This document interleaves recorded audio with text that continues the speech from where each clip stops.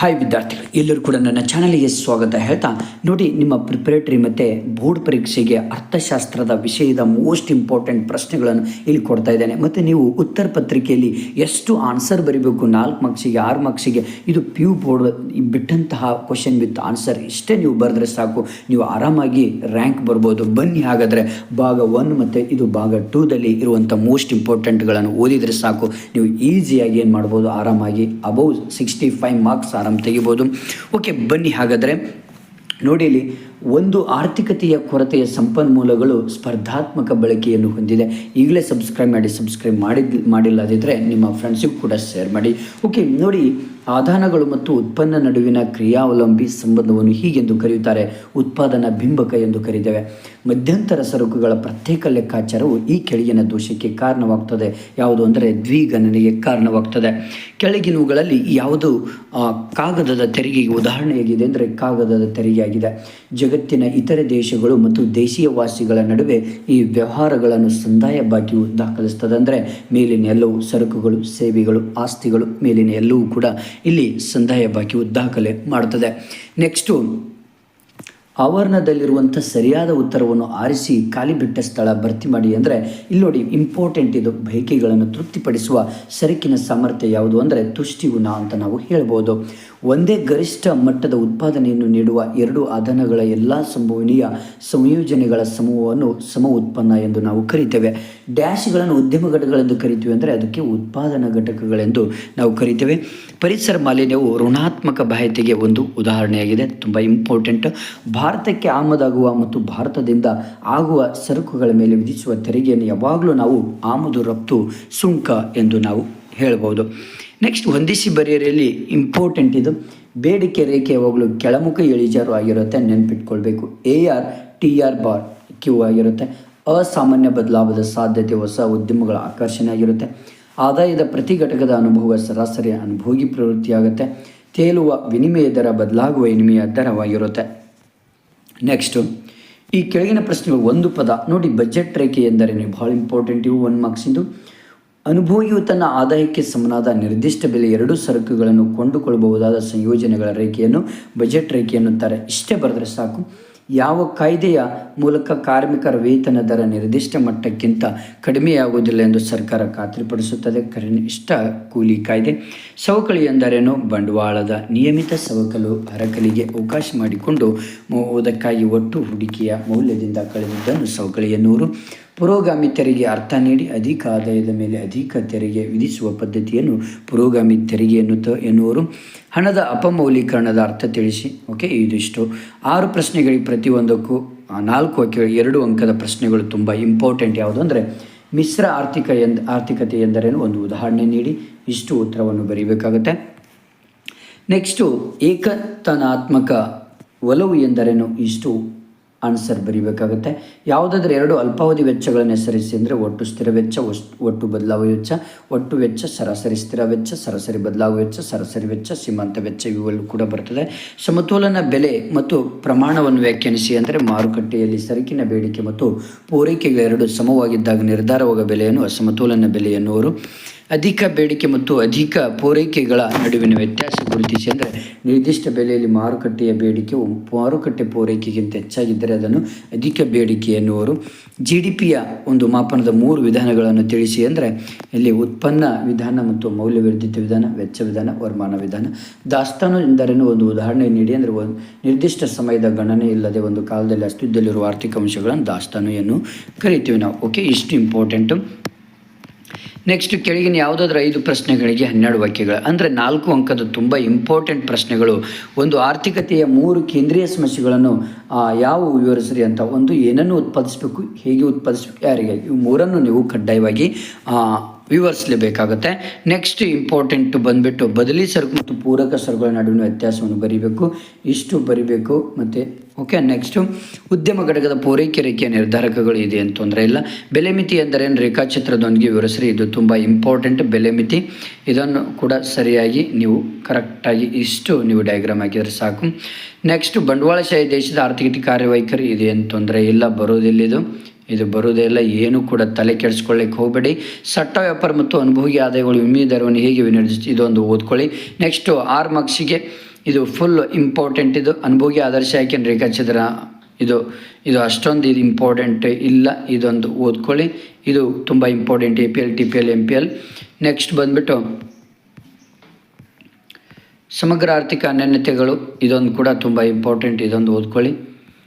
Next ಯಾವುದಾದ್ರೂ 2 ಕಾರ್ಯಭಾರ ನಿಯೋಜನೆಗಳು, ಇದು ಮಾತ್ರ ಮೋಸ್ಟ್ ಇಂಪಾರ್ಟೆಂಟ್ ಪ್ರಶ್ನೆ. ಇದು ಎಲ್ಲದರಲ್ಲೂ ಕೂಡ ಬರುತ್ತೆ. ಇದು ಕಡ್ಡಾಯವಾಗಿ ಬಂದೇ ಬರುತ್ತೆ. ಭಾಳ ಈಜಿ ಇರುವಂಥ ಕ್ವಶನ್ ಇದು. ನೆಕ್ಸ್ಟ್ ಇನ್ನೊಂದು ಈಜಿ ಇರುವಂಥ ಕ್ವಶನ್, ಇಲ್ಲಿ ಆನ್ಸರ್ಸ್ಗಳು ಕೊಟ್ಟಿದ್ದೇನೆ ನೋಡಿ, ಇಲ್ಲಿ ಇವು ಆನ್ಸರ್ಸ್. ನೆಕ್ಸ್ಟ್ ಇದೊಂದು ಈಸಿ ಕ್ವಶನ್, ಇದೊಂದು ಕೂಡ ಬರುತ್ತೆ. ನೆಕ್ಸ್ಟ್ ಇನ್ನೊಂದು ಇದು ಏನು ಬರೋದಿಲ್ಲ, ಇದೊಂದು ಓದ್ಕೊಳ್ಳಿ, ಇಷ್ಟೇ ಓದ್ಕೊಳ್ಳಿ. ನೆಕ್ಸ್ಟ್ ಇನ್ನೊಂದು ಭಾಗ 3 ಅಲ್ಲಿ ಇಂಪಾರ್ಟೆಂಟ್ ಕೊಡ್ತಾ ಇದ್ದೇನೆ. Okay, thank you friends. ನಿಮ್ಮ ಫ್ರೆಂಡ್ಸಿಗೆ ಶೇರ್ ಮಾಡಿ, ಹಾಗೆ ನನ್ನ ಚಾನಲನ್ನು ಸಬ್ಸ್ಕ್ರೈಬ್ ಮಾಡಿ. ಹಾಯ್ ವಿದ್ಯಾರ್ಥಿಗಳೇ, ಎಲ್ಲರೂ ಕೂಡ ನನ್ನ ಚಾನಲ್ಗೆ ಸ್ವಾಗತ ಹೇಳ್ತಾ, ದ್ವಿತೀಯ PUC ವಿದ್ಯಾರ್ಥಿಗಳಿಗೆ ಸಂಬಂಧಿಸಿದಂತಹ ಆರ್ಟ್ಸ್ ಮತ್ತು ಕಾಮರ್ಸ್ ವಿದ್ಯಾರ್ಥಿಗಳಿಗೆ ಸಂಬಂಧಿಸಿದಂಥ ಅರ್ಥಶಾಸ್ತ್ರ ಎಂಬ ವಿಷಯದಲ್ಲಿ 80ಕ್ಕೆ 80 ತೆಗೆದುಕೊಳ್ಳುವಂಥ ಯೋಚನೆಯಲ್ಲಿದ್ದ ವಿದ್ಯಾರ್ಥಿಗಳಿಗೆ ಈ ವಿಡಿಯೋ ತುಂಬ ಇಂಪಾರ್ಟೆಂಟ್ ವಿಡಿಯೋ. ಕೊನೆವರೆಗೂ ನೋಡೋದನ್ನು ಮಾತ್ರ ಮರಲಿಕ್ಕೆ ಹೋಗಬೇಡಿ. ಮೇನ್ ಹೈಲೈಟ್ ಕ್ವಶನ್ಸ್ಗಳನ್ನು ಇಲ್ಲಿ ಹೇಳ್ಕೊಡ್ತಾ ಇದ್ದೇನೆ. 58 ಕ್ವಶನ್ಸ್ಗಳು ಜೊತೆಗೆ multiple choice 1 marks match the following ಎಲ್ಲ ಕ್ವಶನ್ಸ್ಗಳನ್ನು ಕವರ್ ಮಾಡಿದ್ದೇನೆ. ಈ ಒಂದು ವಿಡಿಯೋ ನೀವು ನೋಡಿದರೆ ಸಾಕು, ಇದರಲ್ಲಿದ್ದಂಥ ಕ್ವಶನ್ಸ್ಗಳನ್ನು ನೀವು ಚೆನ್ನಾಗಿ ಕರೆಕ್ಟಾಗಿ ಇರುವಂತಹ ಉತ್ತರಗಳನ್ನೇ ನಿಮ್ಮ ಬೋರ್ಡ್ ಪರೀಕ್ಷೆಯಲ್ಲಿ ಬರೆದಿದ್ದೆ ಆದರೆ ನಿಮಗೆ ಗ್ಯಾರಂಟಿ 80 ಬರುವಂತಹ ಯಾವುದರಿಂದಲೂ ಕೂಡ ತಪ್ಪಿಸಲಿಕ್ಕೆ ಆಗೋದಿಲ್ಲ. ಬನ್ನಿ ಹಾಗಾದರೆ ಶುರು ಮಾಡ್ತಾ ಹೋಗೋಣ. ಯಾಕಂದರೆ ನಿಮ್ಮ ಬೋರ್ಡ್ ಪರೀಕ್ಷೆಯಲ್ಲಿ ಈ ಒಂದು ವಿಡಿಯೋದಲ್ಲಿರುವಂತಹ ಕೀ ಪಾಯಿಂಟ್ಸ್ಗಳನ್ನು ಬರೆದ್ರೆ ಸಾಕು. ಓಕೆ, ಬನ್ನಿ ನೋಡಿ. ಫಸ್ಟ್ ಇಂಪಾರ್ಟೆಂಟ್, TFC ಇವು 100 ರೂಪಾಯಿಗಳು ಮತ್ತು TVCಯು 125 ರೂಪಾಯಿಗಳಿದ್ದಾಗ ಒಟ್ಟು ವೆಚ್ಚವನ್ನು ಕಂಡುಹಿಡಿಯಿರಿ. ತುಂಬ ಸಿಂಪಲ್ ಆಗಿದೆ. ಇಲ್ಲಿ TFC 100 ರೂಪಾಯಿ ಮತ್ತು 125 ರೂಪಾಯಿ ಎರಡನ್ನು ಪ್ಲಸ್ ಮಾಡಿದಾಗ ನಮಗೆ ಸಿಗೋದೇ ಉತ್ತರ. ಈಗಲೇ ಸಬ್ಸ್ಕ್ರೈಬ್ ಮಾಡಿ ನನ್ನ ಚಾನಲನ್ನು, ಎಲ್ಲ ವಿಡಿಯೋಸ್ಗಳು ಸಿಗ್ತದೆ ನಿಮಗೆ. ನೆಕ್ಸ್ಟ್ ಇಂಪಾರ್ಟೆಂಟ್, ಮಹಾ ಆರ್ಥಿಕ ಕುಸಿತದ ವರ್ಷ ಯಾವುದು ಅಂದರೆ 1929. ಇದು ಒಂದು ತುಂಬ ಇಂಪಾರ್ಟೆಂಟ್ ಪ್ರಶ್ನೆ ಇದೆ. ನೆಕ್ಸ್ಟ್ ಬಂದುಬಿಟ್ಟು ಇನ್ನೊಂದು ಇಂಪಾರ್ಟೆಂಟ್ ಪ್ರಶ್ನೆ ಬಂದುಬಿಟ್ಟು ಇಲ್ಲಿ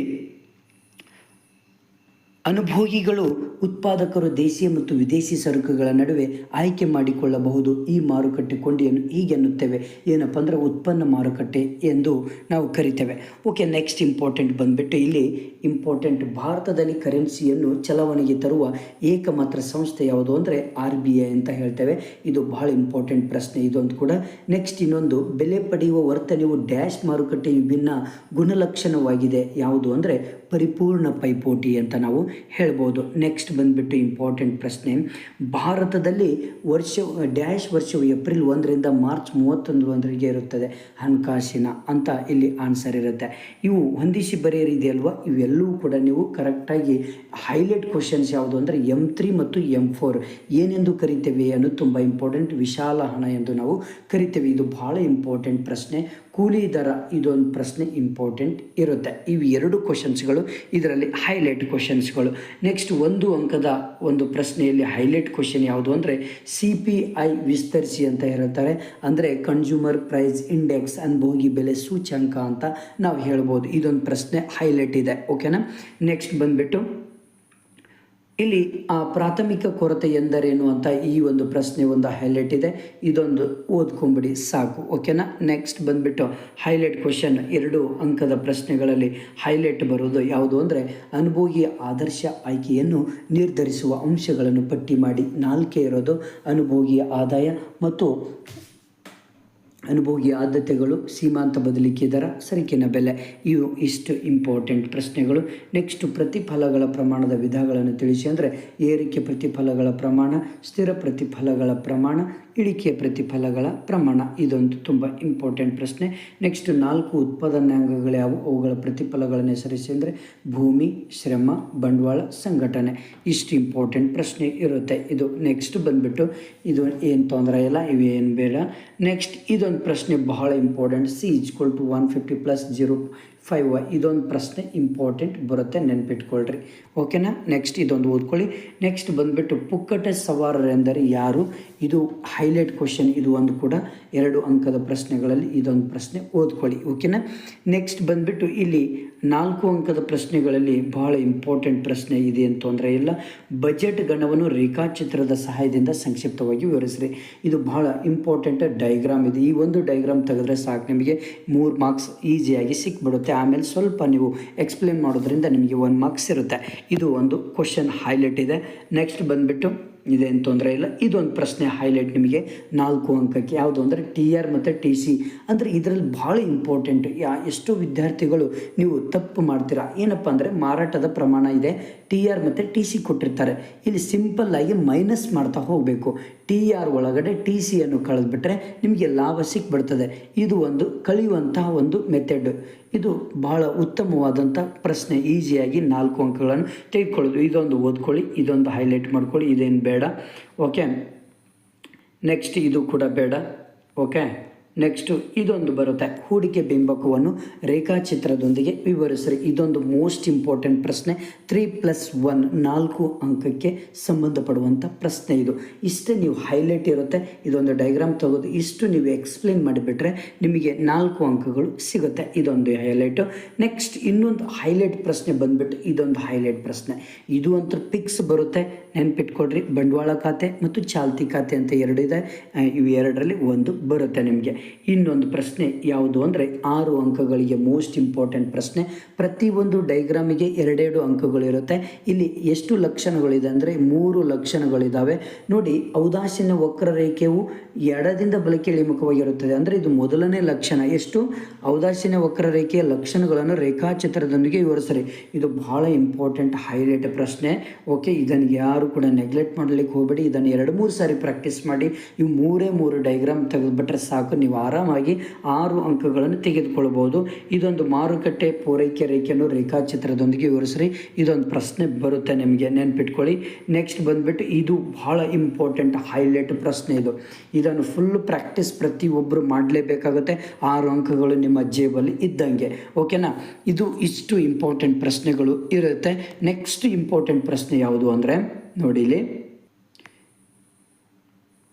ನೆಕ್ಸ್ಟ್ ಇಂಪಾರ್ಟೆಂಟ್ ಪ್ರಶ್ನೆ 5 ಅಂಕದ್ದು ಹೋಗೋಣ ಇವಾಗ. 5 ಅಂಕದ ಪ್ರಶ್ನೆ ತುಂಬ ಇಂಪಾರ್ಟೆಂಟ್. ಇದು TPL ಮತ್ತು MPL ಮತ್ತು APLಗಳನ್ನು ಕೊಟ್ಟಿರ್ತಾರೆ. ಭಾಳ ಇಂಪಾರ್ಟೆಂಟ್ ಪ್ರಶ್ನೆಗಳು ಇದು. ಇದೊಂದು ಕೊಟ್ಟಿರ್ತಾರೆ. QD ಆ್ಯಂಡ್ QS ಕೂಡ ಕೊಟ್ಟಿರ್ತಾರೆ. ಇಲ್ಲಿ ಡೈಗ್ರಾಮ್ ಇರುತ್ತೆ. ಇಷ್ಟು ಇಂಪಾರ್ಟೆಂಟ್ ಪ್ರಶ್ನೆ. ಇನ್ನೊಂದು ಇದರಲ್ಲಿ ಇದೊಂದು ಬರುವಂಥ ಚಾನ್ಸಸ್ ಇರುತ್ತೆ, ಯಾಕಂದರೆ ಇದು ಕೂಡ ಬಹಳ ಇಂಪಾರ್ಟೆಂಟ್ ಪ್ರಶ್ನೆ ಇದು ಕೂಡ. ಓಕೆನಾ. ನೆಕ್ಸ್ಟ್ ಇಂಪಾರ್ಟೆಂಟ್ ಪ್ರಶ್ನೆ. ನೆಕ್ಸ್ಟ್ ಮೋಸ್ಟ್ ಇಂಪಾರ್ಟೆಂಟ್ ಪ್ರಶ್ನೆ ಇದು ಒಂದಿದೆ ನೋಡಿ. ಕಾಬ್ ಡಗ್ಲಾಸ್ ಉತ್ಪಾದನಾ ಬಿಂಬಕ ಯಾವುದು? ಇದು ಭಾಳ ಇಂಪಾರ್ಟೆಂಟ್ ಪ್ರಶ್ನೆ ಇದು ಒಂದು. ನೆಕ್ಸ್ಟ್ ಇನ್ನೊಂದು ಇಂಪಾರ್ಟೆಂಟ್ ಮಲ್ಟಿಪಲ್ ಚಾಯ್ಸಲ್ಲಿ ಇಂಪಾರ್ಟೆಂಟ್ ಯಾವುದು ಅಂದರೆ ಇದೊಂದು ಬರಬಹುದು. ಪೂರ್ಣ ಉದ್ಯೋಗ ಮಟ್ಟದ ಪರಿಸ್ಥಿತಿಯಲ್ಲಿ ಬೇಡಿಕೆಯು ಲಭ್ಯವಿರುವ ಉತ್ಪನ್ನಕ್ಕಿಂತ ಅಧಿಕವಾದಾಗ ಉಂಟಾಗುವ ಸನ್ನಿವೇಶ ಯಾವುದು? ಇದೊಂದು ಅತಿ ಪ್ರಸರಣ ಅಂತ ಹೇಳ್ಬೋದು. ಇದು ಒಂದು ಪ್ರಶ್ನೆ ಓದ್ಕೊಳ್ಳಿ ಚೆನ್ನಾಗಿ. ನೆಕ್ಸ್ಟ್ ಇಲ್ಲಿ ಫಿಲ್ ಇನ್ ದ ಬ್ಲ್ಯಾಂಕ್ಸಲ್ಲಿ ಇಂಪಾರ್ಟೆಂಟ್ ಯಾವುದು ಅಂದರೆ ಇದು ಮಾತ್ರ ಸಂಪನ್ಮೂಲಗಳ ಕೊರತೆಯು ಡ್ಯಾಶ್ ಸಮಸ್ಯೆಯನ್ನು ಹುಟ್ಟುಹಾಕುತ್ತದೆ. ಇದೊಂದು ಪ್ರಶ್ನೆ ಬರುತ್ತೆ. M1 ಮತ್ತು M2ಗಳನ್ನು ಡ್ಯಾಶ್ ಎಂದು ಕರಿತೇವೆ ಸಂಕುಚಿತ ಹಣ. ಒಂದು ವೇಳೆ M3 ಮತ್ತು M4 ಅದು ವಿಶಾಲ ಹಣ ಅಂತ ನಾವು ಕರಿತೇವೆ. ಓಕೆ. ನೆಕ್ಸ್ಟ್ ಬಂದುಬಿಟ್ಟು ಇಲ್ಲಿ ಇಂಪಾರ್ಟೆಂಟ್ ಇನ್ನೊಂದು ಕಂದಾಯ ಕೊರತೆ = ಕಂದಾಯ ವೆಚ್ಚ ಕಂದಾಯ ಸ್ವೀಕೃತಿಯಾಗಿರುತ್ತೆ. ನೆನ್ಪಿಟ್ಕೊಳ್ಳಿ. ಇದೊಂದು ಪ್ರಶ್ನೆ ಹೈಲೈಟ್ ಕ್ವಶನ್ ಇದು. ಓಕೆ. ಇದು ಆಡಮ್ ಸ್ಮಿತ್ ಇದೊಂದು ಬಂದೇ ಬರುತ್ತೆ, ಇದೊಂದು ಬರುತ್ತೆ. ಇವು 2 ತುಂಬ ಇಂಪಾರ್ಟೆಂಟ್. ತಪಸ್ಸಿಲು ಪಟ್ಟಿ. ಇವು 3 ಮಾತ್ರ ಭಾಳ ಇಂಪಾರ್ಟೆಂಟ್ ಪ್ರಶ್ನೆಗಳು. ಹೊಂದಿಸಿ ಬರೆಯರಲ್ಲಿ ಇದು ಬಂದೇ ಬರುತ್ತೆ. ಆಡಮ್ ಸ್ಮಿತ್ ಯಾವಾಗಲೂ ಕಾಣದ ಕೈ ಕಾರ್ಯಾಚರಣೆ. ಇದು ಈ ಚಿಹ್ನೆ ಇದೆ ಅಲ್ವಾ, ಇದು TR - TC ಅಂತ. ತಪಸ್ಸಿಲು ಪಟ್ಟಿ ದಾಸ್ತಾನಿನ ಚಲಕ. ಓಕೆನಾ. ನೆಕ್ಸ್ಟ್ ಬಂದುಬಿಟ್ಟು ಇಲ್ಲಿ ನೋಡ್ಕೊಳ್ಳಿ. 1 ಮಾರ್ಕ್ಸಲ್ಲಿ ಇಂಪಾರ್ಟೆಂಟ್ ಯಾವುದು ಬರಬಹುದು ಅಂದರೆ ಬೇಡಿಕೆ ಎಂದರೇನು ಅಂತ ಬರುತ್ತೆ. ನೆನ್ಪಿಟ್ಕೊಳ್ಳಿ. ಒಬ್ಬ ಅನುಭೋಗಿಯು ತನ್ನ ನಿರ್ದಿಷ್ಟ ಆದಾಯ ಮತ್ತು ಸರಕುಗಳ ಬೆಲೆಯಲ್ಲಿ ಕೊಂಡುಕೊಳ್ಳಲು ಬಯಸುವ ಮತ್ತು ಸಾಮರ್ಥ್ಯವಿರುವ ಸರಕುಗಳ ಪ್ರಮಾಣವನ್ನು ಬೇಡಿಕೆ ಎಂದು ನಾವು ಕರಿತೇವೆ. ಓಕೆನಾ. ಇದೊಂದು ಬರುತ್ತೆ ಹೈಲೈಟ್ ಕ್ವಶನ್ ಇದು. ನೆನ್ಪಿಟ್ಕೊಳ್ಳಿ. ಯಾರು ಕೂಡ ನೆಗ್ಲೆಕ್ಟ್ ಮಾಡಲಿಕ್ಕೆ ಹೋಗಬೇಡಿ. ರಫ್ತುಗಳ ಅರ್ಥ ನೀಡಿ. ಇದು ಏನು ಬರೋದಿಲ್ಲ, ಏನು ಓದಲಿಕ್ಕೆ ಹೋಗಬೇಡಿ. ಓಕೆನಾ. ನೆಕ್ಸ್ಟ್ ಬಂದುಬಿಟ್ಟು ಪ್ರಶ್ನೆ ಇಲ್ಲಿ ನೋಡಿ. FRBMA ವಿಸ್ತರಿಸಿ ಅಂದರೆ fiscal responsibility and budget management, ಇದು ಕೂಡ ಭಾಳ ಇಂಪಾರ್ಟೆಂಟ್ ಪ್ರಶ್ನೆ, ಇದೊಂದು ಪ್ರಶ್ನೆ ಬರುತ್ತೆ. ಓಕೆನಾ. ನೆಕ್ಸ್ಟ್ ಬಂದುಬಿಟ್ಟು 2 ಅಂಕಕ್ಕೆ ಸಂಬಂಧಪಡುವಂಥ ಪ್ರಶ್ನೆ ಇದು ನೋಡಿ. ಅನುಭೋಗಿ ವರ್ತನೆಯನ್ನು ವಿವರಿಸುವ 2 ವಿಧಾನಗಳನ್ನು ಹೆಸರಿಸಿ, ಇದೊಂದು ಪ್ರಶ್ನೆ. ಓಕೆ, ಇದೊಂದು ಬರುತ್ತೆ. ಇವು 2 ಓದ್ಕೊಳ್ಳಿ ಸಾಕು. ಓಕೆನಾ. 2 ಅಂಕಕ್ಕೆ ಸಂಬಂಧಪಡುವಂಥದ್ದು. ಮತ್ತು ನಿಮ್ಗೆ ಇನ್ನೊಂದು GDP, ನೈಜ GDP ರೂಪಾಯಿ 1100 ರೂಪಾಯಿ ಮತ್ತು ನಾಮಮಾತ್ರ GDP 1650. ಅದರ GDP ಹಣ ಪ್ರಸರಣಕವನ್ನು ಲೆಕ್ಕ ಮಾಡಿ, ಇದು ಭಾಳ ಇಂಪಾರ್ಟೆಂಟು. ಇದು ಕೂಡ ಒಂದು ಪ್ರಾಕ್ಟೀಸ್ ಮಾಡಲೇಬೇಕು, ಇದೊಂದು ಪ್ರಶ್ನೆ ಬರುತ್ತೆ. ಓಕೆನಾ. ನೆಕ್ಸ್ಟ್ ಬಂದುಬಿಟ್ಟು ಹಣದ ಯಾವುದಾದ್ರೂ 2 ಕಾರ್ಯಗಳು, ಯಾವ್ದು ಬೇಕಾದ್ರೂ ಬರಿಬೋದು 4ರಲ್ಲಿ, ನೀವು ಯಾವುದಾದ್ರೂ 2 ಬರೀರಿ, ಇದೊಂದು ಹೈಲೈಟ್ ಪ್ರಶ್ನೆ. ನೆಕ್ಸ್ಟ್ ಇನ್ನೊಂದು ಹೈಲೈಟ್ ಪ್ರಶ್ನೆ ಬರುತ್ತೆ ನಿಮಗೆ, ಹೂಡಿಕೆ ಗುಣಕದ ಅರ್ಥವನ್ನು ನೀಡಿ ಮತ್ತು ಅದರ ಸೂತ್ರವನ್ನು ಬರೀರಿ, ಇದೊಂದು ಹೈಲೈಟ್ ಪ್ರಶ್ನೆ ಬರುತ್ತೆ. ಓಕೆನಾ. ನೆಕ್ಸ್ಟ್ ಬಂದುಬಿಟ್ಟು ಇಲ್ಲಿ ಇದೊಂದು ಪ್ರಶ್ನೆ ಅಂತ ಹೇಳಿದ್ದಾರೆ, ಇದು ತುಂಬ ಇಂಪಾರ್ಟೆಂಟ್. 4 ಅಂಕಕ್ಕೆ ಉತ್ಪಾದನಾ ಸಾಧ್ಯತಾ ಗಡಿಯನ್ನು ಸಂಕ್ಷಿಪ್ತವಾಗಿ ವಿವರಿಸ್ರಿ, ಇದು ಕೂಡ ಇಂಪಾರ್ಟೆಂಟ್ ಪ್ರಶ್ನೆ. 4 ಅಂಕಕ್ಕೆ ನೆನ್ಪಿಟ್ಕೊಳ್ಳಿ, ಭಾಳ ಅಂದರೆ ಭಾಳ ಇಂಪಾರ್ಟೆಂಟ್ ಪ್ರಶ್ನೆ ಇದೊಂದು. ನೆಕ್ಸ್ಟ್ ಬಂದುಬಿಟ್ಟು ಔದಾಸೀನ್ಯ ನಕ್ಷೆಯನ್ನು ರೇಖಾಚಿತ್ರ ಅಂದರೆ ವಕ್ರರೇಖೆ, ಇದೇನು ತೊಂದರೆ ಇಲ್ಲ, ಓದಲಿಕ್ಕೆ ಹೋಗಬೇಡಿ. ಬಜೆಟ್ ರೇಖೆ ಇಳಿಜಾರಿನ ನಿಷ್ಪತ್ತಿ, ಇದು ಬರೋದು ಡೌಟ್, ಇದು ಒಂದು ಓದಲಿಕ್ಕೆ ಹೋಗಬೇಡಿ, ಏನು ತೊಂದರೆ ಇಲ್ಲ. ಸೂಕ್ಷ್ಮ ಅರ್ಥ ಮತ್ತು ಸಮಗ್ರ ಅರ್ಥಶಾಸ್ತ್ರ, ಇದು ಬಂದರೂ ಬರ್ಬೋದು, ಇದು ಓದಲಿಲ್ಲ ಅಂದರೆ ನಡೀತದೆ, ಏನು ತೊಂದರೆ ಇಲ್ಲ. ಬಟ್ ಇಲ್ಲಿ ಹೈಲೈಟ್ ಇದೆ ನೋಡಿ, ಭಾರತೀಯ ರಿಸರ್ವ್ ಬ್ಯಾಂಕಿನ ಕಾರ್ಯಗಳನ್ನು ಸಂಕ್ಷಿಪ್ತವಾಗಿ ವಿವರಿಸ್ರಿ, ಇದು ಮೋಸ್ಟ್ ಇಂಪಾರ್ಟೆಂಟ್, ಇದು ಬಂದೇ ಬರುತ್ತೆ. ಓಕೆನಾ. ಇದೊಂದು ಓದ್ಕೊಳ್ಳಿ. ನೆಕ್ಸ್ಟ್ ಬಂದುಬಿಟ್ಟು ಇದೊಂದು ಪ್ರಶ್ನೆ ಮೋಸ್ಟ್ ಇಂಪಾರ್ಟೆಂಟ್, ಇದು 4 ಅಂಕಕ್ಕೆ ಬರುವಂಥ ಕ್ವಶನ್, ಇದು ಹೈಲೈಟ್ ಕ್ವಶನ್. ಇಷ್ಟು ಬರೆದ್ಬಿಟ್ರೆ ಸಾಕು, ನೀವು ಇದಕ್ಕೆ 2 ಮತ್ತು ಇದಕ್ಕೆ 2 ಅಂಕಗಳು ಸಿಗುತ್ತೆ ನಿಮಗೆ. ಓಕೆನಾ. ನೆಕ್ಸ್ಟ್ ಬಂದುಬಿಟ್ಟು ಚಾಲ್ತಿ ಖಾತೆ, ಅಲ್ಲಿ ಬಂಡವಾಳ ಖಾತೆ ಮತ್ತು ಚಾಲ್ತಿ ಖಾತೆ 2 ಕೂಡ ಭಾಳ ಇಂಪಾರ್ಟೆಂಟ್ ಪ್ರಶ್ನೆಗಳು, ಇದೊಂದು ಓದ್ಕೊಂಬಿಡಿ. ನೆಕ್ಸ್ಟ್ ಬಡ್ಡಿ ದರ, ವ್ಯತ್ಯಾಸ ವಿನಿಮಯ ದರವನ್ನು ಹೀಗೆ, ಇದೇನು ತೊಂದರೆ ಇಲ್ಲ, ಇದು ಓದಲಿಕ್ಕೆ ಹೋಗಬೇಡಿ, ಇದು ಭಾಳ ಇಂಪಾರ್ಟೆಂಟ್. 6 ಅಂಕಗಳಿಗೆ ಇಳಿಮುಖ ಸೀಮಾಂತ ತುಷ್ಟಿಗುಣ ನಿಯಮವನ್ನು ನೀವು ಬರೀಲೇಬೇಕು, ಇದನ್ನು ಪ್ರಾಕ್ಟೀಸ್ ಮಾಡಲೇಬೇಕು, ಭಾಳ ಇಂಪಾರ್ಟೆಂಟ್ ಪ್ರಶ್ನೆ, ನೆನ್ಪಿಟ್ಕೊಳ್ಳಿ. ಓಕೆನಾ. ನೆಕ್ಸ್ಟ್ ಬಂದುಬಿಟ್ಟು ಇಂಪಾರ್ಟೆಂಟ್ ಯಾವುದು ಅಂದರೆ ಇದು ಕೂಡ ಭಾಳ ಇಂಪಾರ್ಟೆಂಟ್, ವಿವಿಧ ಅಲ್ಪಾವಧಿ ವೆಚ್ಚಗಳನ್ನು ವಿವರಿಸ್ರಿ, ಇದೊಂದು ಕೂಡ ಹೈಲೈಟ್ ಕ್ವಶನ್ ಇದು. ಓಕೆನಾ. ಇದೊಂದು ಸರಿಯಾಗಿ ಸ್ಟಡಿ ಮಾಡ್ಕೊಂಬಿಡಿ ಸಾಕು, ಇವು ಬಿಟ್ಟರೆ ಬೇರೆ ಯಾವುದು ಕೂಡ ಬರೋದಿಲ್ಲ ನಿಮಗೆ. ಓಕೆನಾ. ನೆಕ್ಸ್ಟ್ ಬಂದುಬಿಟ್ಟು ಇದೊಂದು ಪ್ರಶ್ನೆ ಬಟ್ ಕ್ರಿಟಿಕಲ್ ಆಗುತ್ತೆ, ಬೇಡ, ಇದು ಓದ್ಕೊಳ್ಳೋದೇನು ಬೇಡ. ನೆಕ್ಸ್ಟ್ ಬಂದುಬಿಟ್ಟು ಇಲ್ಲಿ ಇಂಪಾರ್ಟೆಂಟ್ 5 ಅಂಕಗಳಿಗೆ TR ಮತ್ತು MR AR same to same. TR ಎಷ್ಟಿರುತ್ತೆ ನೋಡಿ, MR ಸೇಮ್ ಟು ಸೇಮ್ ಬಂದುಬಿಡುತ್ತೆ, ನೆನ್ಪಿಟ್ಕೊಳ್ರಿ. ಯಾಕಂದರೆ MR ಎಷ್ಟಿರುತ್ತೆ, AR ಸೇಮ್ ಇರುತ್ತೆ, ಯಾವುದೇ ರೀತಿ ಇದು ಮಾಡಲಿಕ್ಕೆ ಹೋಗಬೇಡಿ. ನೆಕ್ಸ್ಟ್ ಇದು ಕೂಡ ಹೈಲೈಟ್ ಕ್ವಶನ್, ಇದು 5 ಕಾರ್ಯಾಗಾರ, 1 ಕೋಷ್ಟಕದಲ್ಲಿ ಕಾಣದ ಮೌಲ್ಯಗಳನ್ನು ಕಂಡುಹಿಡಿಯಿರಿ. ಭಾಳ ತುಂಬ ಸಿಂಪಲ್ ಇದೆ, ಇದು ಟ್ರಿಕ್ಸ್ ಇದೆ. ಓಕೆ. ಇವೆಲ್ಲವೂ ಕೂಡ ನನ್ನ ಆಲ್ರೆಡಿ ಚಾನಲಲ್ಲಿ ಇದ್ದಾವೆ, ಎಕ್ಸ್ಪ್ಲೇನ್ ಮಾಡಿಕೊಟ್ಟಿದ್ದೇನೆ ನಿಮಗೆ. ಪ್ರಾಬ್ಲಮ್ ಹೇಗೆ ಸಾಲ್ವ್ ಮಾಡಬೇಕು ಅನ್ನೋದು ಕೂಡ ಕೊಟ್ಟಿದ್ದೇನೆ, ಈಗಲೇ ಸಬ್ಸ್ಕ್ರೈಬ್ ಮಾಡಿ, ಇವೆಲ್ಲವೂ ಸಿಗ್ತದೆ ನಿಮಗೆ. ಓಕೆನಾ. Thank you. ನೆಕ್ಸ್ಟು ಇಂಪಾರ್ಟೆಂಟ್ ಪ್ರಶ್ನೆಗಳು ಯಾವುದು ಅಂದರೆ, ನೆಕ್ಸ್ಟ್ ಇಂಪಾರ್ಟೆಂಟ್ ಪ್ರಶ್ನೆ ಬಂದುಬಿಟ್ಟು ಇದು ಒಂದು ಓದ್ಕೊಳ್ಳಿ, ಯಾವುದು ಅಂದರೆ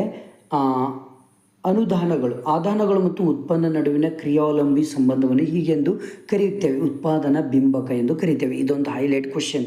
ಓಕೆನಾ. ನೆಕ್ಸ್ಟ್ ಬಂದುಬಿಟ್ಟು ಇದು ಯಾವುದು, ಏನು ತೊಂದರೆ ಇಲ್ಲ, ಬಯಕೆಗಳನ್ನು ತೃಪ್ತಿಪಡಿಸುವ ಸರಕಿನ ಸಾಮರ್ಥ್ಯ ತುಷ್ಟಿಗುಣ, ನೆನ್ಪಿಟ್ಕೊಳ್ಳಿ, ಮೋಸ್ಟ್ ಇಂಪಾರ್ಟೆಂಟ್ ಪ್ರಶ್ನೆ ಇದು ಒಂದು ಸರಿಯಾಗಿ ನೀವು ತಿಳ್ಕೊಳ್ಬೇಕಾಗತ್ತೆ. ನೆಕ್ಸ್ಟ್ ಪರಿಸರ ಮಾಲಿನ್ಯವು ಡ್ಯಾಶ್ ಬಾಹ್ಯತೆಗೆ ಒಂದು ಉದಾಹರಣೆಯಾಗಿದೆ, ಋಣಾತ್ಮಕ, ಇದೊಂದು ಪ್ರಶ್ನೆ ಓದ್ಕೊಳ್ಳಿ. ಓಕೆನಾ. ನೆಕ್ಸ್ಟ್ ಬಂದುಬಿಟ್ಟು ಇಲ್ಲಿ ಒಂದೇಶಿ ಬರೀರಿಯಲ್ಲಿ AR ಒಂದು ಕೇಳ್ತಾರೆ, ನೆನ್ಪಿಟ್ಕೊಳ್ಳಿ. ಬೇಡಿಕೆ ರೇಖೆ ಒಂದು ಕೇಳ್ತಾರೆ, ನೆನ್ಪಿಟ್ಕೊಳ್ಳಿ. ಇವೆರಡು ಹೈಲೈಟ್ ಕ್ವಶನ್ಸ್ಗಳಿದು ಒಂದೇಶಿ ಬರೆಯರಿಗೆ, ಬೇರೆ ಯಾವುದು ಇಲ್ಲಿ ತಲೆ ಕೆಡಿಸ್ಕೊಳ್ಳಿಕ್ಕೆ ಹೋಗಬೇಡಿ. ನೆಕ್ಸ್ಟ್ ಬಜೆಟ್ ರೇಖೆ ಎಂದರೇನು ಅಂತ ಕೇಳ್ತಾರೆ. ಓಕೆನಾ. ಭಾಳ ಇಂಪಾರ್ಟೆಂಟ್ ಪ್ರಶ್ನೆ ಇದು ಕೂಡ. ಬಜೆಟ್ ರೇಖೆ ಎಂದರೆ ಅನುಭೋಗಿಯು ತನ್ನ ಆದಾಯಕ್ಕೆ ಸಮನಾದ ನಿರ್ದಿಷ್ಟ ಬೆಲೆಯ 2 ಸರಕುಗಳನ್ನು ಕೊಂಡುಕೊಳ್ಳಬಹುದಾದಂತಹ ಸಂಯೋಜನೆಗಳ ರೇಖೆಯನ್ನು ಬಜೆಟ್ ರೇಖೆ ಎಂದು ನಾವು ಕರಿತೇವೆ, ನೆನ್ಪಿಟ್ಕೊಳ್ರಿ. ಇದೊಂದು ಸವಕಳಿ ಎಂದರೇನು, ಇದೊಂದು ಪ್ರಶ್ನೆ ಹೈಲೈಟ್, ಇದೊಂದು ಕೇಳ್ತಾರೆ. ನೆಕ್ಸ್ಟ್ ಪುರೋಗಾಮಿ ತೆರಿಗೆ ಅರ್ಥ ನೀಡಿ, ಇದೊಂದು ತುಂಬ ಇಂಪಾರ್ಟೆಂಟ್ ಹೈಲೈಟ್ ಕ್ವಶನ್ಸ್ಗಳು. ನೆಕ್ಸ್ಟ್ 6x2, ಇದು ಕೂಡ 2, ಏನು ತೊಂದರೆ ಇಲ್ಲ, ಬೇಡ. ಏಕತನಾತ್ಮಕ ಒಲವು ಎಂದರೇನು, ಇದೊಂದು ಪ್ರಶ್ನೆ ಭಾಳ ಹೈಲೈಟ್ ಕ್ವಶನ್. ಓಕೆನಾ. ನೆಕ್ಸ್ಟ್ ಬಂದುಬಿಟ್ಟು ಯಾವುದಾದ್ರೂ 2 ಅಲ್ಪಾವಧಿ ವೆಚ್ಚಗಳನ್ನು ಹೆಸರಿಸಿರಿ ಅಂತ ಇಲ್ಲಿ ಇಂಪಾರ್ಟೆಂಟ್ ಪ್ರಶ್ನೆ, ಇದೊಂದು ಬರಬಹುದು ಬಂದರೆ. ಓಕೆನಾ. ನೆಕ್ಸ್ಟ್ ಬಂದುಬಿಟ್ಟು ಇಲ್ಲಿ ನೋಡಿ,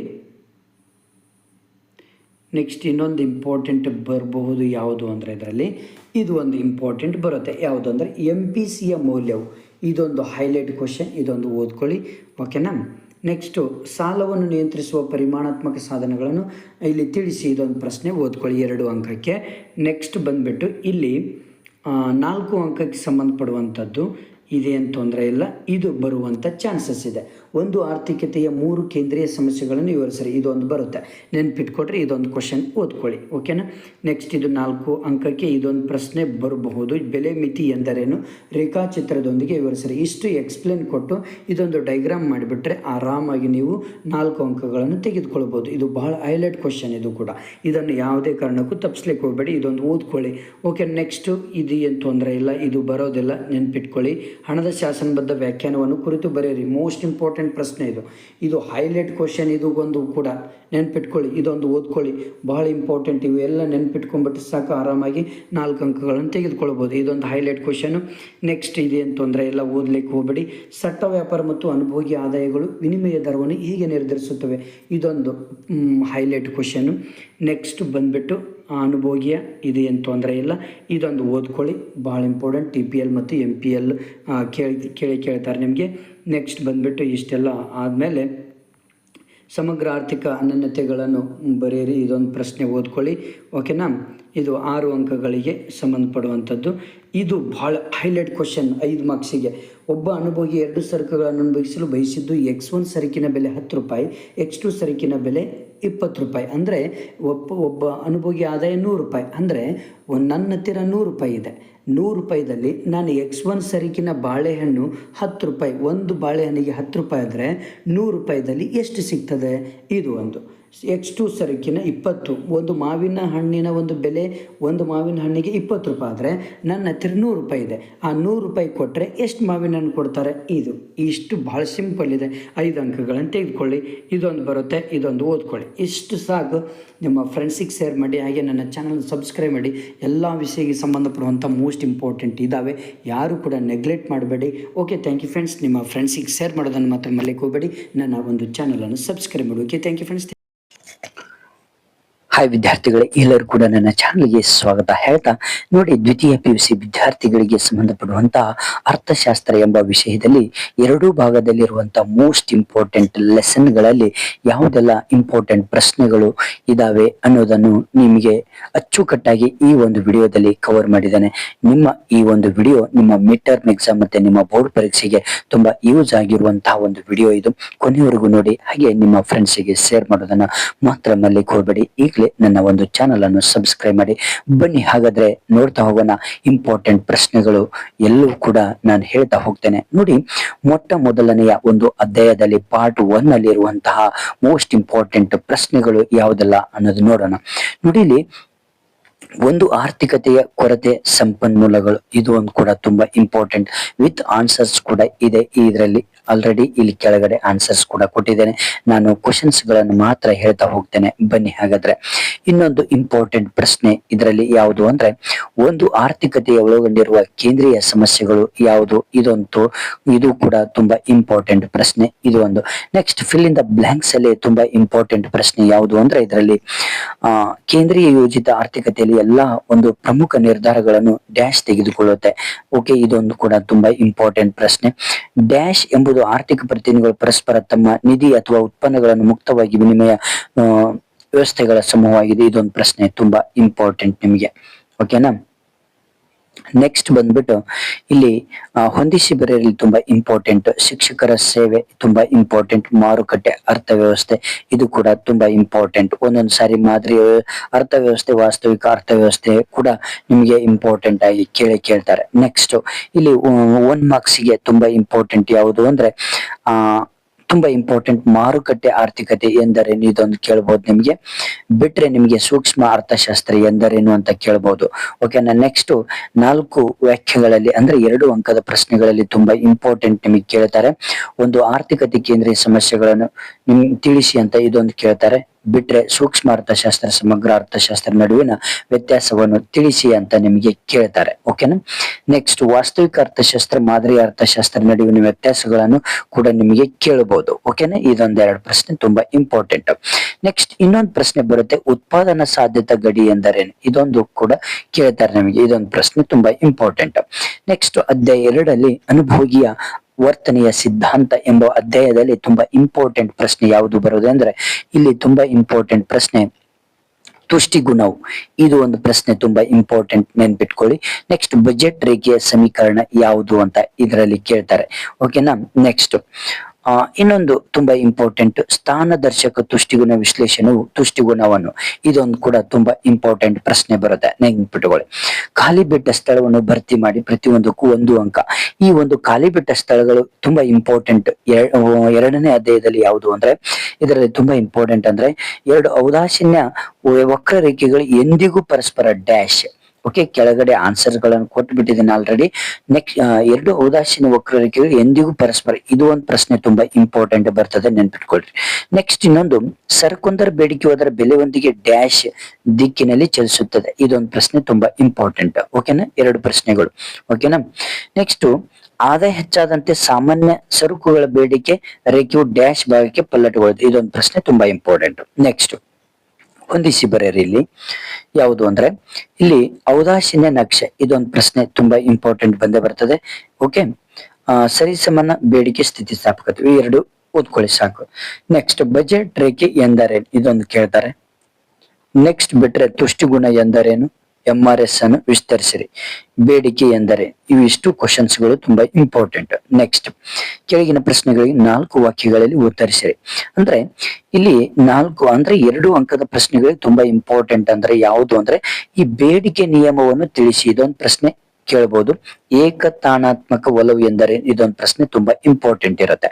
ನೆಕ್ಸ್ಟ್ ಬಿಟ್ರೆ ನಿಮಗೆ ಇಲ್ಲಿ ಬೆಲೆ ಬೇಡಿಕೆ ಸ್ಥಿತಿಸ್ಥಾಪಕತ್ವ ಎಂದರೆ ಏನೆಂದು ಅರ್ಥೈಸಿವ್ರಿ? ಇದೊಂದು ಪ್ರಶ್ನೆ ನಿಮಗೆ ಕೇಳ್ತಾರೆ. ಓಕೆನಾ.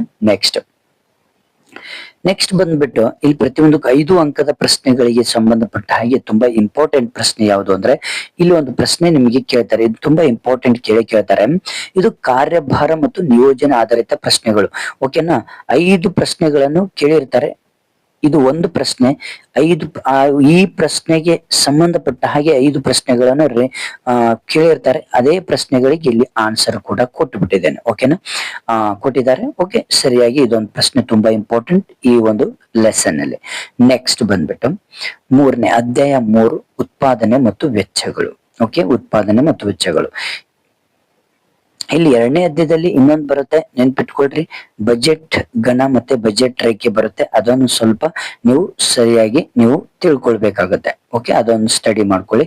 ಅಧ್ಯಾಯ 3 ಉತ್ಪಾದನೆ ಮತ್ತು ವೆಚ್ಚಗಳು.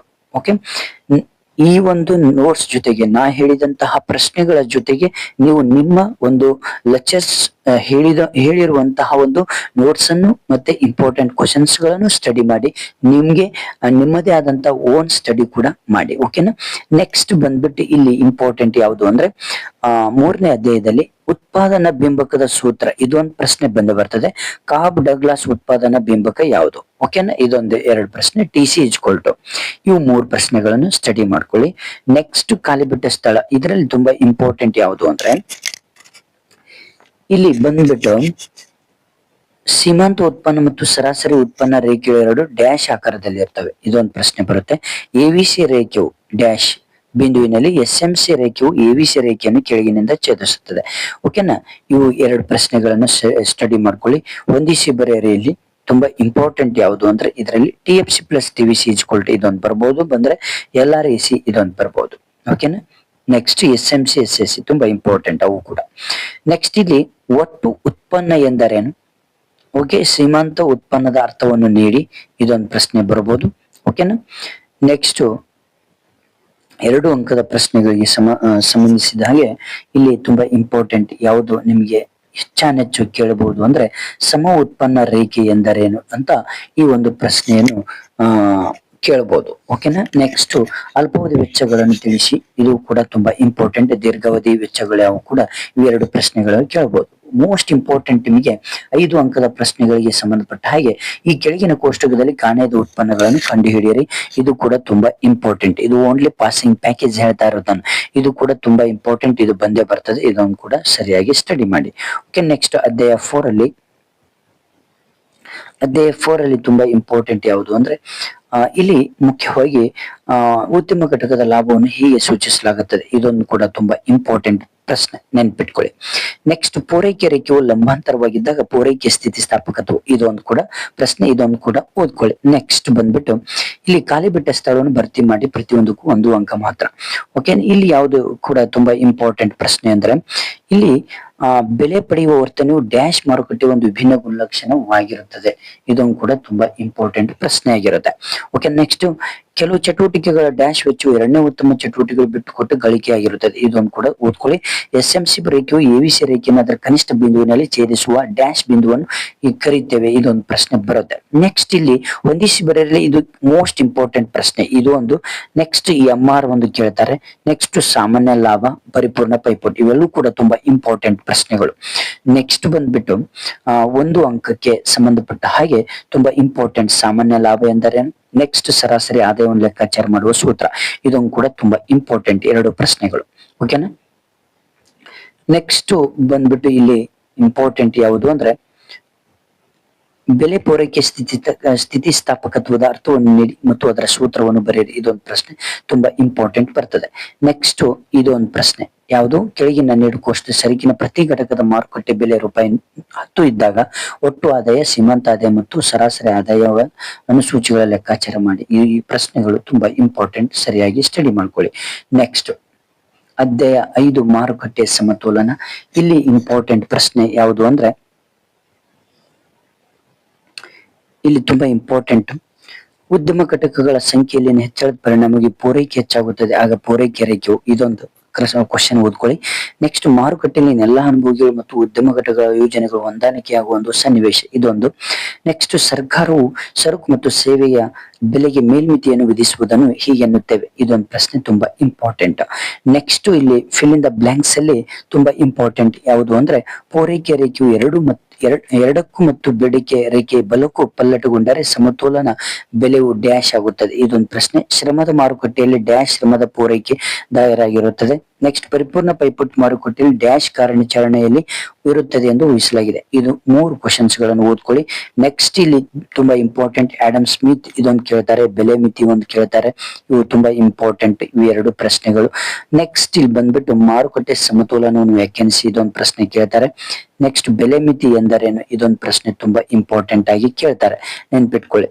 ನೆಕ್ಸ್ಟ್, ಇಲ್ಲಿ 2 ಅಂಕಕ್ಕೆ ಸಂಬಂಧಪಟ್ಟ ಹಾಗೆ ನಿಮಗೆ ಕೇಳುವಂತಹ ಪ್ರಶ್ನೆ, ಬೇಡಿಕೆ ಮತ್ತು ಪೂರೈಕೆ ರೇಖೆಗಳು ಏಕಕಾಲಕ್ಕೆ ಪಲ್ಲಟಗೊಂಡಾಗ ಸಂಭವಿಸುವ ಯಾವುದಾದ್ರೂ 2 ಸಂಭವನೀಯ ವಿಧಾನಗಳನ್ನು ಬರೆಯಿರಿ. ಇದೊಂದು ಪ್ರಶ್ನೆ ನಿಮಗೆ ಕೇಳ್ತಾರೆ. ಓಕೆನಾ. ನೆಕ್ಸ್ಟ್ ಅಧ್ಯಾಯ 6 ಪೈಪೋಟಿ ರಹಿತ ಮಾರುಕಟ್ಟೆಗಳು. ಓಕೆ, ಇದರಲ್ಲಿ ತುಂಬಾ ಇಂಪಾರ್ಟೆಂಟ್ ಪ್ರಶ್ನೆ ಇಲ್ಲಿ ಲಾಭ ಮತ್ತೆ ಏಕರೂಪವಲ್ಲದ ಸರಕುಗಳನ್ನು ಉತ್ಪಾದಿಸುವ ಮಾರುಕಟ್ಟೆ ಸಂರಚನೆ ಹೀಗೆನ್ನುವರು. ಇವು 2 ಪ್ರಶ್ನೆಗಳು. ನೆಕ್ಸ್ಟ್, ಬೇಡಿಕೆ ರೇಖೆ ಸ್ಥಿತಿಸ್ಥಾಪಕತ್ವ 1ಕ್ಕಿಂತ ಹೆಚ್ಚು ಇದ್ದಾಗ MR ನ ಮೌಲ್ಯವು, ಇದೊಂದು ಕೂಡ ತುಂಬಾ ಇಂಪಾರ್ಟೆಂಟ್ ಪ್ರಶ್ನೆ ಬಂದೇ ಬರ್ತದೆ.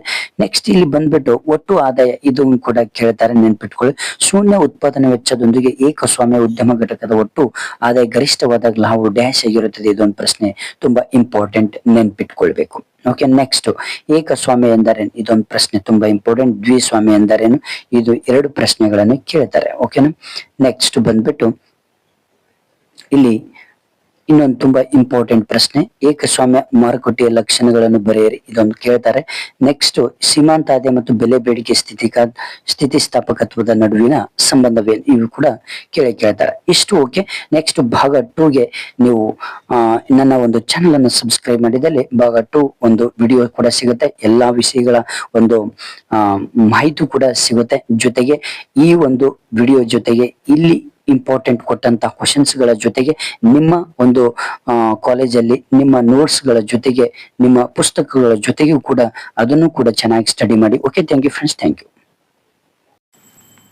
ಹಾಯ್ ವಿದ್ಯಾರ್ಥಿಗಳು, ಎಲ್ಲರೂ ಕೂಡ ನನ್ನ ಚಾನಲ್ಗೆ ಸ್ವಾಗತ ಹೇಳ್ತಾ ನೋಡಿ, ಸೆಕೆಂಡ್ PUC ವಿದ್ಯಾರ್ಥಿಗಳಿಗೆ, ಕಾಮರ್ಸ್ ಮತ್ತು ಆರ್ಟ್ಸ್ ವಿದ್ಯಾರ್ಥಿಗಳಿಗೆ ಅರ್ಥಶಾಸ್ತ್ರ ಎಂಬ ಒಂದು ವಿಷಯದಿಂದ ಮೋಸ್ಟ್ ಇಂಪಾರ್ಟೆಂಟ್ ಪ್ರಶ್ನೆಗಳನ್ನು ಈ ಒಂದು ವಿಡಿಯೋದಲ್ಲಿ ಕೊಡ್ತಾ ಇದ್ದೇನೆ. ನಿಮ್ಮ ಪ್ರಿಪ್ರೇಟರಿ ಪರೀಕ್ಷೆಗೆ, ನಿಮ್ಮ ಬೋರ್ಡ್ ಪರೀಕ್ಷೆಗೆ ಮೋಸ್ಟ್ ಇಂಪಾರ್ಟೆಂಟ್ ಪ್ರಶ್ನೆಗಳನ್ನು ಕೊಡ್ತಾ ಇದ್ದೇನೆ.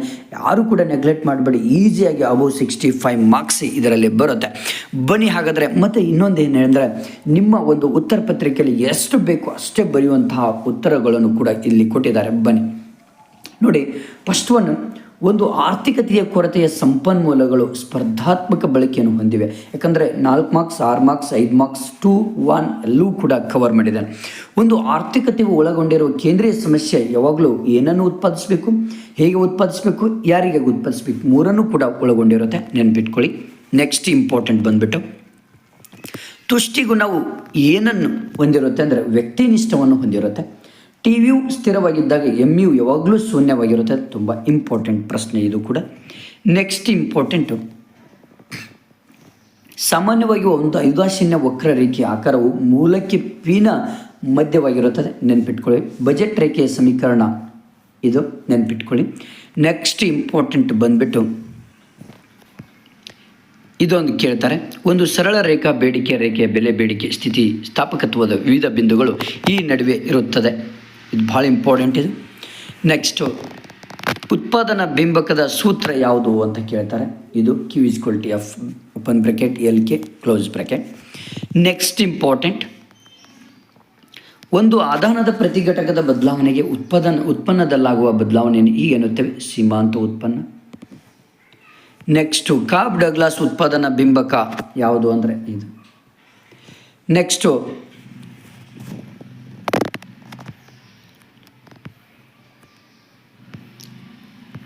ಪೂರೈಕೆ ರೇಖೆಯ ಲಂಬಾಂತರವಾಗಿದ್ದಾಗ ಪೂರೈಕೆ ಸ್ಥಿತಿ ಸ್ಥಾಪಕತ್ವವು ಈ ಕೆಳಗಿನಂತಿರುತ್ತದೆ, S=0. ನೆಕ್ಸ್ಟ್ ಇಂಪಾರ್ಟೆಂಟ್ ಬಂದ್ಬಿಟ್ಟು ಇದೊಂದು ತುಂಬ ಇಂಪಾರ್ಟೆಂಟ್ ಪ್ರಶ್ನೆ, ಉದ್ಯಮ ಘಟಕಗಳ ಸಂಖ್ಯೆಯಲ್ಲಿನ ಹೆಚ್ಚಳದ ಪರಿಣಾಮವಾಗಿ ಪೂರೈಕೆ ಹೆಚ್ಚಾಗುತ್ತದೆ, ಆಗ ಪೂರೈಕೆ ರೇಖೆಯು ಬಲಕ್ಕೆ ಪಲ್ಲಟಗೊಳ್ಳುತ್ತದೆ. ಭಾಳ ಇಂಪಾರ್ಟೆಂಟ್ ಇದು ಕೂಡ. ನೆಕ್ಸ್ಟ್, ಸರ್ಕಾರವು ಸರಕು ಮತ್ತು ಸೇವೆ ಬೆಲೆಗೆ ಮೇಲ್ಮಿತಿಯನ್ನು ವಿಧಿಸುವುದನ್ನು ಬೆಲೆ ಮಿತಿ ಎಂದು ಕರಿತೇವೆ. ಇದು ಕೂಡ ತುಂಬ ಇಂಪಾರ್ಟೆಂಟ್ ಕ್ವಶನ್ಸ್ಗಳನ್ನೇ ನಾನು ಇವಾಗ ಕೊಡ್ತಾ ಇರೋದು ನಿಮಗೆ. ನೆಕ್ಸ್ಟು, ಮಹಾ ಆರ್ಥಿಕ ಕುಸಿತ ಯಾವ ವರ್ಷ? 1929ರಲ್ಲಿ ಮಹಾ ಆರ್ಥಿಕ ಕುಸಿತ ಆಗುತ್ತೆ. ನೆಕ್ಸ್ಟು, ರಾಷ್ಟ್ರೀಯ ವರಮಾನದ ಅಧ್ಯಯನವು ಇದಕ್ಕೆ ಸಂಬಂಧಿಸಿದೆ, ಯಾವುದು? ಸಮಗ್ರ ಅರ್ಥಶಾಸ್ತ್ರಕ್ಕೆ ಸಂಬಂಧವಾಗಿದೆ. ನೆಕ್ಸ್ಟು, NNP=GNP ಸವಕಳಿಕೆ ತುಂಬ ಇಂಪಾರ್ಟೆಂಟ್ ಇದು. NNP=GNP ಮೈನಸ್ ಸವಕಳಿ ಅಂತ ನಾವು ಹೇಳ್ಬೋದು. ನೆಕ್ಸ್ಟು, ಪ್ರಸಕ್ತ ಚಾಲ್ತಿ ಒಂದು ಬೆಲೆಗಳಲ್ಲಿನ GDPಯ ಮೌಲ್ಯವು ನಾಮಮಾತ್ರ GDP ಆಗಿರುತ್ತೆ, ನೆನ್ಪಿಟ್ಕೊಳ್ಳಿ. ನಾಮಮಾತ್ರ GDP ಆಗಿರುತ್ತೆ. ನೈಜ GDPಯನ್ನು ಲೆಕ್ಕಾಚಾರ ಮಾಡಲು ಬಳಸಲಾಗುವ ವರ್ಷ ಆಧಾರ ವರ್ಷ, ಇದು ಕೂಡ ಭಾಳ ಇಂಪಾರ್ಟೆಂಟ್. ನೆಕ್ಸ್ಟು, ಹಣದ ಪ್ರಮುಖ ಕಾರ್ಯ ಯಾವುದು ಅಂದರೆ ವಿನಿಮಯ ಮಾಧ್ಯಮ ಅಂತ ನಾವು ಹೇಳಬೇಕಾಗುತ್ತೆ. RBI ಸ್ಥಾಪನೆ ಆದ ವರ್ಷ ಯಾವುದು ಅಂದರೆ 1935ರಲ್ಲಿ ಸ್ಥಾಪನೆ ಆಯಿತು. ನೆಕ್ಸ್ಟು, ಆರ್ಥಿಕತೆಯಲ್ಲಿನ ಒಂದು ಈ ಬ್ಯಾಂಕುಗಳು ಹಣ ನಿರ್ಮಾಣ ಪದ್ಧತಿಯ ಭಾಗವಾಗಿವೆ, ವಾಣಿಜ್ಯ ಬ್ಯಾಂಕುಗಳು. ಮತ್ತು ಭದ್ರತೆಗಳಿಗೆ ಪ್ರತಿಯಾಗಿ RBI ವಾಣಿಜ್ಯ ಬ್ಯಾಂಕುಗಳಿಗೆ ನೀಡುವ ಸಾಲದ ಮೇಲಿನ ದರವನ್ನು ಈಗೆನ್ನುತ್ತೇವೆ ರೆಪೋ ದರ ಎಂದು ನಾವು ಕರಿತೇವೆ. ನೆಕ್ಸ್ಟು, ಭಾಳ ಇಂಪಾರ್ಟೆಂಟ್ ಇದು, ಕನ್ಫ್ಯೂಸ್ ಮಾಡ್ಕೊಳ್ಬಾರ್ದು. ಸಮಗ್ರ ಹಣಕಾಸಿನ ಸಂಪನ್ಮೂಲನ ಹೀಗೆ ಕರೀತಾರೆ, M3 ಅಂತ ಕರಿತೇವೆ, ನೆನ್ಪಿಟ್ಕೊಳ್ಳಿ. ಇನ್ನೊಂದು M1 ಮತ್ತು M2 ಯಾವಾಗಲೂ ಸಂಕುಚಿತ ಹಣ ಅಂತ ಹೇಳಿದರೆ, M3 ಮತ್ತು M4 ಅದು ವಿಶಾಲ ಹಣ ಅಂತ ನಾವು ಹೇಳ್ತೇವೆ. ಓಕೆ.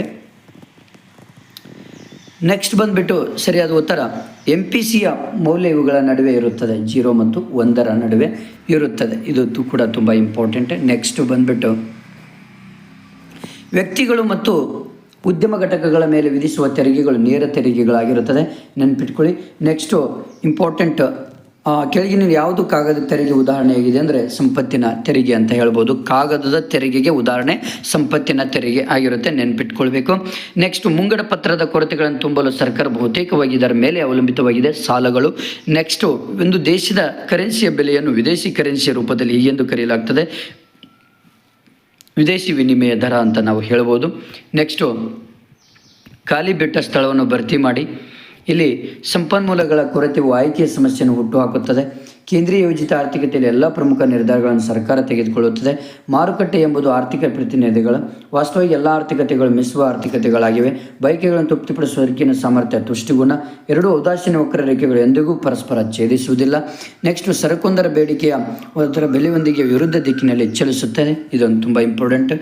ನೆಕ್ಸ್ಟ್, ಒಂದೇ ಗರಿಷ್ಠ ಮಟ್ಟದ ಉತ್ಪಾದನೆ ಎರಡೂ ಇದೇನು ತೊಂದರೆ ಇಲ್ಲ. ನೆಕ್ಸ್ಟ್, ಇಲ್ಲಿ ಬೆಲೆ ಪಡೆಯುವ ವರ್ತನೆಯ ಪರಿಪೂರ್ಣ ಪೈಪೋಟಿ ಮಾರುಕಟ್ಟೆ ಒಂದು ಭಿನ್ನ ಗುಣಲಕ್ಷಣವಾಗಿರುತ್ತೆ, ನೆನ್ಪಿಟ್ಕೊಳ್ಳಿ ಇದೊಂದು. ನೆಕ್ಸ್ಟ್, ಪರಿಪೂರ್ಣ ಪೈಪೋಟಿಯಲ್ಲಿ ಮಾರುಕಟ್ಟೆಯಲ್ಲಿ ಕಾಣದ ಕೈ ಕಾರ್ಯಾಚರಣೆಯಲ್ಲಿ ಇರುತ್ತದೆ, ನೆನ್ಪಿಟ್ಕೊಳ್ಳಿ.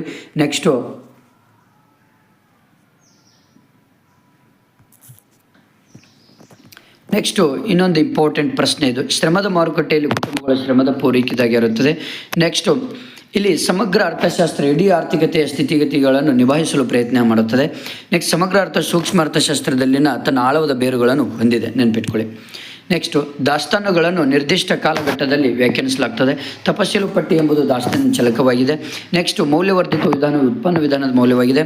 ನೆಕ್ಸ್ಟು, ಭಾರತದಲ್ಲಿ ಕರೆನ್ಸಿಯನ್ನು ಚಲಾವಣೆಗೆ ತರುವ ಒಂದು ಏಕೈಕ ಮಾತ್ರ ಸಂಸ್ಥೆ ಅದು RBI ಅಂತ ಹೇಳ್ಬೋದು. ಭಾರತದಲ್ಲಿ ನಾಣ್ಯಗಳನ್ನು ಭಾರತ ಸರ್ಕಾರ ಚಲಾವಣೆಗೆ ತರುತ್ತದೆ. ನೆಕ್ಸ್ಟು, ಆಧುನಿಕ ಆರ್ಥಿಕತೆಯಲ್ಲಿ ಹಣವು ನಗದು ಮತ್ತು ಬ್ಯಾಂಕ್ಗಳ ಠೇವಣಿಗಳು ಒಳಗೊಂಡಿದೆ. M1 ಮತ್ತು M2ಗಳನ್ನು ಸಂಕುಚಿತ ಹಣ ಎಂದು ಕರೆಯುತ್ತೇವೆ. CY ಆದಾಯದ ಮೇಲಿನ ಅನುಭೋಗದ ಅವಲಂಬನೆಯನ್ನು ತೋರಿಸ್ತದೆ, ನೆನ್ಪಿಟ್ಕೊಳ್ಳಿ. ಭಾಳ ಇಂಪಾರ್ಟೆಂಟ್ ಪ್ರಶ್ನೆಗಳು, ನೆಗ್ಲೆಕ್ಟ್ ಮಾಡಲಿಕ್ಕೆ ಹೋಗ್ಬೇಡಿ, ಓಕೆನಾ. ನೆಕ್ಸ್ಟು, ಕಂದಾಯ ಕೊರತೆ ಕಂದಾಯ ವೆಚ್ಚ ಮೈನಸ್ ಕಂದಾಯ ಸ್ವೀಕೃತಿ ಅಂತ ನಾವು ಹೇಳ್ಬೋದು.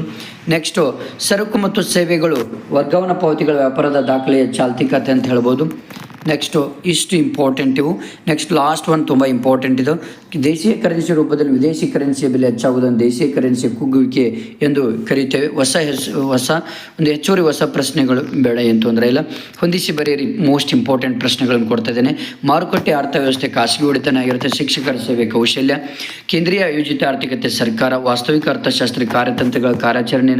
ಮಾದರಿ ಅರ್ಥಶಾಸ್ತ್ರ ಕಾರ್ಯತಂತ್ರಗಳ ಮೌಲ್ಯಮಾಪನ. ಬೇಡಿಕೆ ರೇಖೆ ಕೆಳಮುಖ ಇಳಿಜಾರು. ಸರಳ ಬೇಡಿಕೆ ರೇಖೆ.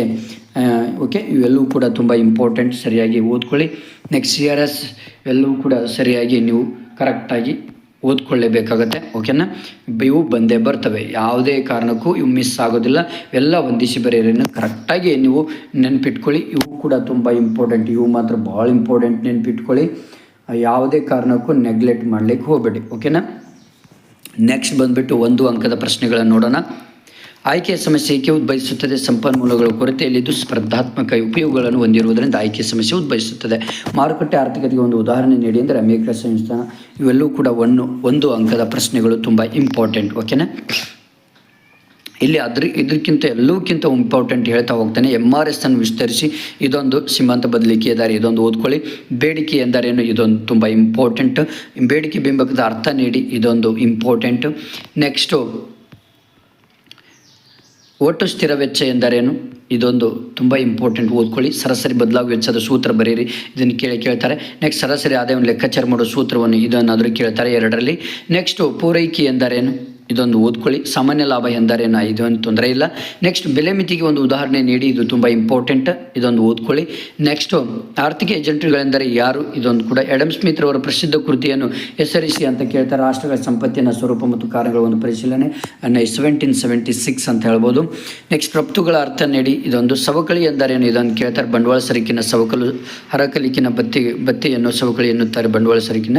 ನೆಕ್ಸ್ಟು, ಇನ್ನೊಂದು, ತಪಶೀಲು ಪಟ್ಟಿ ಅರ್ಥ ತಿಳಿಸಿ. ಒಟ್ಟು ದೇಶಿ ಉತ್ಪನ್ನದ ಅರ್ಥ ತಿಳಿಸಿ. GDP MP ಅನ್ನು ವಿಸ್ತರಿಸಿ, ಭಾಳ ಇಂಪಾರ್ಟೆಂಟ್ ಇವುಗಳು, ಓಕೆ. ನೆಕ್ಸ್ಟ್, GDP ಅನ್ನು ಪ್ರಸರಣಕ್ಕೆ ಎಂದರೇನು? ಇದೊಂದು ಕೇಳ್ತಾರೆ.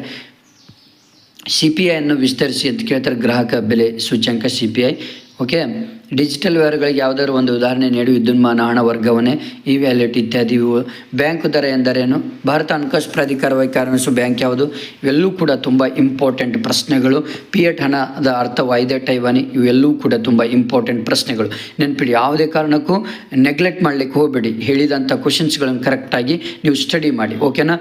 ನೆಕ್ಸ್ಟ್, ಪೂರ್ವಗಾಮಿ ತೆರಿಗೆ ಅರ್ಥ ನೀಡಿ. ಇದೊಂದು ಇಂಪಾರ್ಟೆಂಟ್ ಕ್ವಶನ್ ಬರುತ್ತೆ. ನೆಕ್ಸ್ಟ್, FRBMA ಅನ್ನು ವಿಸ್ತರಿಸಿ. ಇದೊಂದು. GST ವಿಸ್ತರಿಸಿ. ಇದೊಂದು ಸರಕು ಮತ್ತು ಸೇವಾ ತೆರಿಗೆ ಅಂತ ಹೇಳ್ತೇವೆ ನಾವು, ಓಕೆ. ಎಷ್ಟು ಪ್ರಶ್ನೆಗಳನ್ನು ಓದ್ಕೊಳ್ಳಿ, ಸಾಕು. ನೆಕ್ಸ್ಟ್ ಇಂಪಾರ್ಟೆಂಟ್ ಪ್ರಶ್ನೆಗಳು ಬಂದುಬಿಟ್ಟು 2 ಮಾರ್ಕ್ಸ್ 2 ಅಂಕದ ಪ್ರಶ್ನೆಗಳು ಇವು. 2 ಅಂಕದ ಪ್ರಶ್ನೆಗಳಿದು ತುಂಬ ಇಂಪಾರ್ಟೆಂಟು, ಎಲ್ಲಕ್ಕಿಂತ ಇಂಪಾರ್ಟೆಂಟ್. ವಾಸ್ತವಿಕ ಅರ್ಥಶಾಸ್ತ್ರ, ಮಾದರಿ ಅರ್ಥಶಾಸ್ತ್ರ ನಡುವಿನ ವ್ಯತ್ಯಾಸ ತಿಳಿಸಿ, ಇದೊಂದು ಓದ್ಕೊಳ್ಳಿ. ಸೂಕ್ಷ್ಮ ಮತ್ತು ಸಮಗ್ರ ಅರ್ಥಶಾಸ್ತ್ರ ನಡುವಿನ ವ್ಯತ್ಯಾಸ, ಇದೊಂದು ಓದ್ಕೊಳ್ಳಿ. ನೆಕ್ಸ್ಟ್ ಏಕತಾನಾತ್ಮಕ ಒಲವು, ಇದೇನು ಬೇಡ. ಬಜೆಟ್ ರೇಖೆ ಮತ್ತು ಬಜೆಟ್ ಗಣದಲ್ಲಿನ ವ್ಯತ್ಯಾಸಗಳು, ಇದನ್ನು ಕೂಡ ಕೇಳ್ತಾರೆ. ಯಾಕಂದರೆ ರೇಖೆಗಳನ್ನು ಕೇಳಲಿಲ್ಲ ಅಂದರೆ 4 ಅಂಕಕ್ಕೆ 6 ಅಂಕಕ್ಕೆ ಕೇಳಿಲ್ಲ ಅಂದರೆ ಇದನ್ನಾದರೂ ಕೇಳ್ತಾರೆ, ನೆನ್ಪಿಟ್ಕೊಳ್ಳಿ. ನೆಕ್ಸ್ಟು ಬೇಡಿಕೆ ನಿಯಮವನ್ನು ತಿಳಿಸಿ, ಇದೊಂದು. ಬೆಲೆ ಬೇಡಿಕೆ ಸ್ಥಿತಿಸ್ಥಾಪಕತೆ ಅಂದರೆ ಏನೆಂದು ಅರ್ಥೈಸಿರಿ, ಅದರ ಸೂತ್ರ ಬರೀರಿ, ಇದು ಭಾಳ ಇಂಪಾರ್ಟೆಂಟ್. ಓಕೆ, 2 ಅಂಕದ ಪ್ರಶ್ನೆಗಳಿದು. ನೆಕ್ಸ್ಟ್ ದೀರ್ಘಾವಧಿ ವೆಚ್ಚಗಳು ಯಾವುವು, ಇದನ್ನು ಕೇಳ್ತಾರೆ. ಅಲ್ಪಾವಧಿ ವೆಚ್ಚಗಳು ಯಾವುದು, ಇವು 2ರಲ್ಲಿ ಒಂದು ಫಿಕ್ಸ್ ಬರುವಂಥ ಪ್ರಶ್ನೆ ಇದು. ಇವೆರಡೂ ಕರೆಕ್ಟಾಗಿ ಕಡ್ಡಾಯವಾಗಿ ಓದ್ಕೊಳ್ಳಿ. ಆಲ್ರೆಡಿ ಉತ್ತರಗಳು ನಿಮ್ಮೊಂದಿಗೆ ಇದ್ದಾವೆ. ಓಕೆ, ನೆಕ್ಸ್ಟು ಬಂದುಬಿಟ್ಟು ಇಲ್ಲಿ ಇದೊಂದು ಕೇಳುವಂಥ ಸಿಚುವೇಶನ್ ಇದೆ. ಒಂದು ಉದ್ಯಮ ಘಟಕದ ಪೂರೈಕೆ ರೇಖೆಯನ್ನು ನಿರ್ಧರಿಸುವ ಅಂಶಗಳು, ತಂತ್ರಜ್ಞಾನದ ಪ್ರಗತಿ, ಆದಾಯದ. ನೆಕ್ಸ್ಟ್ ಇನ್ನೊಂದು ಇಬ್ಬರು ಉತ್ಪಾದನಾ ಪೂರೈಕೆ ರೇಖೆಗಳು, ಇದು ಮೋಸ್ಟ್ ಇಂಪಾರ್ಟೆಂಟ್ ಬಂದೇ ಬರ್ತದೆ, ನೆನ್ಪಿಟ್ಕೊಳ್ಳಿ. ಸರಿಯಾಗಿ ಸೂತ್ರ ಪ್ರಕಾರ ಲೆಕ್ಕ ಮಾಡೋದನ್ನು ಕಲಿಬೇಕಾಗುತ್ತೆ. 4 ಉತ್ಪಾದನಾಂಗಗಳು ಯಾವುವು, ಇದು ಒಂದು ಫಿಕ್ಸ್ ಬರುವಂಥ ಪ್ರಶ್ನೆ ಇದು, ಇದೊಂದು ಓದ್ಕೊಳ್ಳಿ. ನೆಕ್ಸ್ಟು ಅನುಭೋಗಿ ಸರಕುಗಳು ಮತ್ತು ಬಂಡವಾಳ ಸರಕುಗಳು, ಇದೊಂದು ಓದ್ಕೊಳ್ಳಿ. ನೆಕ್ಸ್ಟ್ GDP ರಾಷ್ಟ್ರೀಯ ಮಾಪನದ 3 ವಿಧಾನಗಳನ್ನು ತಿಳಿಸಿ, ಇದೊಂದು ಓದ್ಕೊಳ್ಳಿ. ನೆಕ್ಸ್ಟ್ GDP at MP ಮತ್ತು GDP at FCಯ ಸಮೀಕರಣವನ್ನು ಬರೆಯಿರಿ, ಇದೊಂದು ಓದ್ಕೊಳ್ಳಿ. ನೆಕ್ಸ್ಟ್ ನಾಮಮಾತ್ರ ಮತ್ತು ನೈಜ GDPಗಳ ವ್ಯತ್ಯಾಸವನ್ನು ಬರೆಯಿರಿ, ಇದೊಂದು. ನೆಕ್ಸ್ಟ್ ನೈಜ GDP 300, ನಾಮಮಾತ್ರ GDP 330 ಆದರೆ GDP ಅನ್ನೋ ಪ್ರಶ್ನೆಗಳು ಲೆಕ್ಕ ಮಾಡಿ, ಇದೊಂದು ಕರೆಕ್ಟಾಗಿ ಸರಿಯಾಗಿ ಸ್ಟಡಿ ಮಾಡ್ಕೊಳ್ಳಿ. ಓಕೆ, ಇದೊಂದು ಫಿಕ್ಸ್ ಬರುತ್ತೆ. ನೆಕ್ಸ್ಟ್ ಬಂದುಬಿಟ್ಟು FCಯ ಮೌಲ್ಯವು 0.75, ಇದೊಂದು ಸ್ಟಡಿ ಮಾಡ್ಕೊಳ್ಳಿ. ಓಕೆನಾ, 2 ಅಂಕಕ್ಕೆ ಸಂಬಂಧಪಡುವಂಥ ಪ್ರಶ್ನೆಗಳು ಇವು. ನೆಕ್ಸ್ಟ್ ಇದೊಂದು MPCಯ ಮೌಲ್ಯವನ್ನು ಗುರುತಿಸಿ. ಇಷ್ಟು 2 ಅಂಕದ ಮೋಸ್ಟ್ ಇಂಪಾರ್ಟೆಂಟ್ ಪ್ರಶ್ನೆಗಳಿವು. ಓಕೆ, ಯಾವುದೇ ಕಾರಣಕ್ಕೂ ನೆಗ್ಲೆಕ್ಟ್ ಮಾಡದೆ ಚೆನ್ನಾಗಿ ಸ್ಟಡಿ ಮಾಡ್ಕೊಳ್ಳಿ. ವಾಣಿಜ್ಯ ಬ್ಯಾಂಕುಗಳ ಕಾರ್ಯಗಳನ್ನು ಹೆಸರಿಸಿ ಅಂತ ಕೇಳ್ತಾರೆ, 2 ಅಂಕಕ್ಕೆ ಕೇಳ್ತಾರೆ, ಇದೊಂದು ಓದ್ಕೊಳ್ಳಿ. ತಪಸ್ಸಿಲು ಪಟ್ಟಿಯ ಹೂಡಿಕೆ ಎಂದರೇನು, ಅದರ ಧನಾತ್ಮಕ ಋಣಾತ್ಮಕವಾಗಿರುತ್ತದೆ, ಇದೊಂದು ಓದ್ಕೊಳ್ಳಿ. ನೆಕ್ಸ್ಟು 5 ಅಂಕದ್ದು ಕಾರ್ಯಭಾರ ಮತ್ತು ನಿಯೋಜನೆ ಆಧಾರಿತ. ಈ ಪ್ರಶ್ನೆ ಮಾತ್ರ ಹೈಲೈಟ್ ಪ್ರಶ್ನೆ, ಇದು ಫಿಕ್ಸ್ ಬರುವಂತಹ ಪ್ರಶ್ನೆ, ಇದನ್ನು ಓದ್ಕೊಳ್ಳಿ. ಆನ್ಸರ್ಸ್ ಕೂಡ ಇಲ್ಲೇ ಇದೆ, ಇದು ಕೂಡ ಆನ್ಸರ್ ಕೊಟ್ಬಿಟ್ಟಿದ್ದೇನೆ. ಎಲ್ಲವೂ ಕೂಡ ಚೆನ್ನಾಗಿ ಸ್ಟಡಿ ಮಾಡ್ಕೊಳ್ಳೋದು ಇಂಪಾರ್ಟೆಂಟು. ಇದು ಕೂಡ ತುಂಬ ಇಂಪಾರ್ಟೆಂಟ್, ಇದು ಕೂಡ ಕಾರ್ಯಭಾರ ಭಾಳ ಇಂಪಾರ್ಟೆಂಟು, ಭಾಳ ಈಸಿ ಇದೆ. ಬರೀ ಡೈಗ್ರಾಮ್ ತೆಗೆದ್ರೆ ಸಾಕು ನೀವು. ಇಷ್ಟು QD ಮತ್ತು QS ಇಷ್ಟು ಮಾಡ್ಕೊಳ್ಳಿ. ನೆಕ್ಸ್ಟು ಕೆಳಗಿನ ಕೋಷ್ಟಕಾಂಡದ ಮೌಲ್ಯಗಳನ್ನು ಕಂಡಿರಿ, ಇದು ಕೂಡ ತುಂಬ ಇಂಪಾರ್ಟೆಂಟ್. 5 ಅಂಕದ ಮೋಸ್ಟ್ ಇಂಪಾರ್ಟೆಂಟ್ ಪ್ರಶ್ನೆಗಳಿವು. ನೆಕ್ಸ್ಟ್ 4 ಅಂಕದ ಪ್ರಶ್ನೆಗಳು, ಇವು 4 ಅಂಕದ ಪ್ರಶ್ನೆಗಳಿದೆ. ಓಕೆನಾ, ಇವು ಇಷ್ಟೇ 4 ಅಂಕದ ಪ್ರಶ್ನೆಗಳು, ಇದೊಂದು ಓದ್ಕೊಳ್ಳಿ. ನೆಕ್ಸ್ಟು ಕೇಂದ್ರೀಯ ಯೋಜಿತ ಆರ್ಥಿಕ ಕುರಿತು, ಮಾರುಕಟ್ಟೆ ಅರ್ಥವ್ಯವಸ್ಥೆ, ಇದು ಬೇಡ. ಸಮಗ್ರ ಅರ್ಥಶಾಸ್ತ್ರ ಮತ್ತು ಸೂಕ್ಷ್ಮ ಅರ್ಥಶಾಸ್ತ್ರ ನಡುವಿನ ವ್ಯತ್ಯಾಸ 4 ಅಂಕಕ್ಕೆ ಕೇಳ್ತಾರೆ. ಓಕೆನಾ, ನೆಕ್ಸ್ಟ್ ಬಂಡವಾಳಶಾಹಿ, ಇದೇನು ಬೇಡ, ಏನು ತೊಂದರೆ ಇಲ್ಲ. ಇಷ್ಟು ಪ್ರಶ್ನೆಗಳನ್ನು ಓದ್ಕೊಳ್ಳಿ. 6 ಅಂಕಕ್ಕೆ ಯಾವುದಪ್ಪ ಅಂದರೆ ಇಳಿಮುಖ ಸೀಮಾಂತ ತುಷ್ಟಿಗುಣ ಒಂದು ಓದ್ಕೊಳ್ಳಿ. ನೆಕ್ಸ್ಟು ಇನ್ನೊಂದು ಇಳಿಮುಖ ಸೀಮಾಂತ ತುಷ್ಟಿಗುಣ, ಇನ್ನೊಂದು ಸಂದಾಯ ಬಾಕಿ ಚಾಲ್ತಿ ಖಾತೆ ಮತ್ತು ಬಂಡವಾಳ ಖಾತೆ ಚಾಲ್ತಿ ಖಾತೆ, ಒಂದೆರಡು ಓದ್ಕೊಳ್ಳಿ. ಜೊತೆಗೆ ಇನ್ನೂ ಮೋಸ್ಟ್ ಇಂಪಾರ್ಟೆಂಟ್ ಯಾವುದಪ್ಪ ಅಂದ್ರೆ ಆರ್ಥಿಕತೆಯ ಅನನ್ಯತೆಗಳು, ಅದೊಂದು ಓದ್ಕೊಳ್ಳಿ. ಇವು ಇಂಪಾರ್ಟೆಂಟ್, ಇವು ಬಂದೇ ಬರುವಂತಹ ಪ್ರಶ್ನೆಗಳು, 6 ಅಂಕದ ಪ್ರಶ್ನೆಗಳು ಇವು. ನೆಕ್ಸ್ಟು ಔದಾಸೀನ್ಯ ವಕ್ರರೇಖೆಯ ಲಕ್ಷಣಗಳನ್ನು, ಇದೊಂದು ಓದ್ಕೊಳ್ಳಿ. ಇಷ್ಟು ನೀವು ಕವರ್ ಮಾಡ್ಕೊಳ್ಳಿ ಸಾಕು. ಆರಾಮಾಗಿ ನೀವು ಏನು ಮಾಡ್ಬೋದು, ಈಸಿಯಾಗಿ ಆರಾಮಾಗಿ 50 ಮಾರ್ಕ್ಸ್ ತೊಗೊಳ್ಬೋದು. Okay, thank you friends. ನಿಮ್ಮ ಫ್ರೆಂಡ್ಸಿಗೆ ಶೇರ್ ಮಾಡಿ, ಹಾಗೆ ನನ್ನ ಒಂದು ಚಾನಲನ್ನು ಸಬ್ಸ್ಕ್ರೈಬ್ ಮಾಡಿ. Okay, thank you friends. Thank you. Hi ವಿದ್ಯಾರ್ಥಿಗಳು, ಎಲ್ಲರೂ ಕೂಡ ನನ್ನ ಚಾನಲ್ಗೆ ಸ್ವಾಗತ ಹೇಳ್ತಾ, ನೋಡಿ 12ನೇ ತಾರೀಕಿಗೆ ಒಂದು ಪ್ರಿಪ್ರೇಟರಿ ಎಕನಾಮಿಕ್ಸ್ ಸಬ್ಜೆಕ್ಟ್ ವಿಷಯಕ್ಕೆ ಸಂಬಂಧಪಟ್ಟ ಹಾಗೆ ಪರೀಕ್ಷೆ ನಡೀತಾ ಇದೆ. ಹಾಗಾದರೆ ಈ ಎರಡು ನಾನು ಭಾಗ 1 ಮತ್ತು ಭಾಗ 2ದಲ್ಲಿ ಇರುವಂತಹ ಮೋಸ್ಟ್ ಇಂಪಾರ್ಟೆಂಟ್ ಪ್ರಶ್ನೆಗಳನ್ನು ಇವತ್ತು ಕೊಡ್ತಾ ಇದ್ದೇನೆ. ಈ 2 ಭಾಗದಲ್ಲಿರುವಂಥ ಪ್ರಶ್ನೆಗಳು ಬಿಟ್ಟು ಬೇರೆ ಯಾವುದೂ ಕೂಡ ಬರೋದಿಲ್ಲ. ನಿಮ್ಮ ಪ್ರಿಪ್ರೇಟರಿ ಆಯಿತು ಮತ್ತು ನಿಮ್ಮ ಬೋರ್ಡ್ ಪರೀಕ್ಷೆಗೆ ಆಯಿತು. ಹಾಗಾದರೆ ನೆಗ್ಲೆಕ್ಟ್ ಮಾಡಬೇಡಿ. ಕ್ವಶನ್ ವಿತ್ ಆನ್ಸರ್ಸ್ಗಳನ್ನು, ಹೈಲೈಟ್ ಕ್ವಶನ್ಸ್ಗಳನ್ನೇ ಕೊಡ್ತಾ ಇರೋದು. PU ಬೋರ್ಡ್ದವರೇ ಕೊಟ್ಟಂತಹ ಒಂದು ಮೋಸ್ಟ್ ಇಂಪಾರ್ಟೆಂಟ್ ಕ್ವಶನ್ಸ್ಗಳಿದು. ನೆಗ್ಲೆಕ್ಟ್ ಮಾಡದೆ ನಿಮ್ಮ ಫ್ರೆಂಡ್ಸಿಗೆ ಶೇರ್ ಮಾಡಿ. ಓಕೆ, ಬನ್ನಿ. ಹಾಗಾದರೆ ನಿಮಗೆ ಭಾಗ 1ನಲ್ಲಿರುವಂತಹ ಹೇಳ್ತಾ ಹೋಗ್ತಾನೆ, ಅನುಭೋಗಿ ಆದಾಯದಲ್ಲಿ ಹೆಚ್ಚಳವಾದಂತೆ ಈ ಸರಕುಗಳಿಗೆ ಬೇಡಿಕೆ ಹೆಚ್ಚಾಗುತ್ತದೆ. ನೋಡಿ, ಸಾಮಾನ್ಯ ಸರಕುಗಳು, ಸರಿಯಾದ ಉತ್ತರ ಸಾಮಾನ್ಯ ಸರಕುಗಳು. ಇನ್ನೊಂದು ನಿಮಗೆ ವಿಷಯ ಹೇಳ್ತೇನೆ, ಯಾಕಂದರೆ ನಿಮ್ಮ ಒಂದು ಬೋರ್ಡ್ ಪರೀಕ್ಷೆಯಲ್ಲಿ ಉತ್ತರ ಪತ್ರಿಕೆಯಲ್ಲಿ ಎಷ್ಟು ಬೇಕೋ ಅಷ್ಟೇ ಉತ್ತರಗಳನ್ನು, ಇದು PU ಬೋರ್ಡ್ದವರೇ ಕೊಟ್ಟಂತಹ ಒಂದು ಮಾಹಿತಿ. ಇದರಲ್ಲಿರುವಂತಹ ಉತ್ತರಗಳನ್ನು ಅಷ್ಟೇ ಬರೆದ್ರೆ ಸಾಕು, ನಿಮಗೆ ಔಟ್ ಆಫ್ ವರ್ಡ್ ಸಿಗುತ್ತೆ. ಓಕೆ, ನೆಕ್ಸ್ಟ್ ಕಾಬ್ ಡಗ್ಲಾಸ್ ಉತ್ಪಾದನಾ ಬಿಂಬಕ ಯಾವುದು? ನೆಕ್ಸ್ಟ್ ಸಿ ಸರಿಯಾದ ಉತ್ತರ. ನೆಕ್ಸ್ಟ್ ಮೂರನೇದು, ಸರ್ಕಾರವು ಸರಕು ಮತ್ತು ಸೇವೆಯ ಬೆಲೆಗೆ ಕನಿಷ್ಠ ಮಿತಿಯನ್ನು ವಿಧಿಸುವುದನ್ನು ಹೀಗೆನ್ನುತ್ತೇವೆ? ಬೆಲೆ ಅಂತಸ್ತು ಅಂತ ನಾವು ಕರಿತೇವೆ. ಯೋಜಿತ ಸಮಗ್ರ ಬೇಡಿಕೆಯು ಯೋಜಿತ ಸಮಗ್ರ ಪೂರೈಕೆಗೆ ಸಮನಾಗಿರುವಂಥ ಬಿಂದುವಿನಲ್ಲಿ ಏನಿರುತ್ತೆ ಅಂದರೆ ಸಮತೋಲನವಿರುತ್ತದೆ ಯಾವಾಗಲೂ.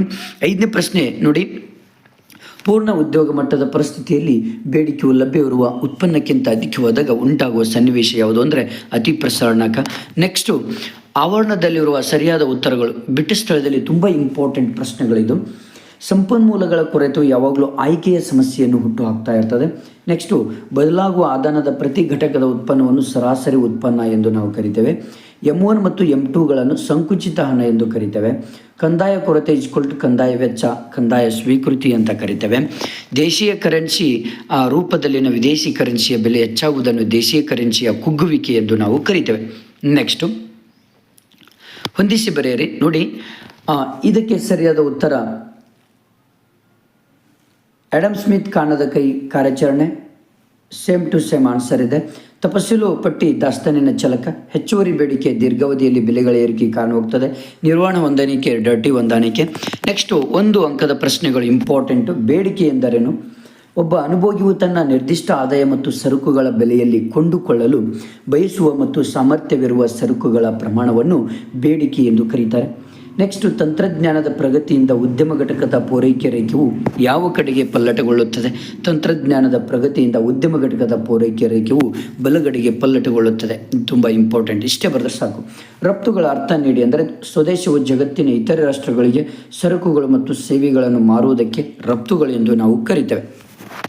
ನೆಕ್ಸ್ಟ್ ಪ್ರಶ್ನೆ, 15ನೇ ಪ್ರಶ್ನೆ, ವೈಯಕ್ತಿಕ ವೆಚ್ಚ ಮಾಡಬಹುದಾದ ಆದಾಯವನ್ನು ಹೇಗೆ ಪಡೆಯುತ್ತವೆ ಅಂದರೆ ವೈಯಕ್ತಿಕ ವರಮಾನದಲ್ಲಿ ವೈಯಕ್ತಿಕ ತೆರಿಗೆ ಪಾವತಿಗಳು ಮತ್ತು ತೆರಿಗೆಯೇತರ ಪಾವತಿಗಳನ್ನು ಕಳೆದರೆ ವೈಯಕ್ತಿಕ ವೆಚ್ಚ ಮಾಡಬಹುದಾದ ಆದಾಯವನ್ನು ನಾವು ಪಡಿತೇವೆ. ಓಕೆ, FRBMA ವಿಸ್ತರಿಸಿ ಅಂದರೆ ಕೋಶೀಯ ಜವಾಬ್ದಾರಿ ಮತ್ತು ಬಜೆಟ್ ನಿರ್ವಹಣೆ ಕಾಯ್ದೆ ಅಂತ ನಾವು ಹೇಳ್ತೇವೆ.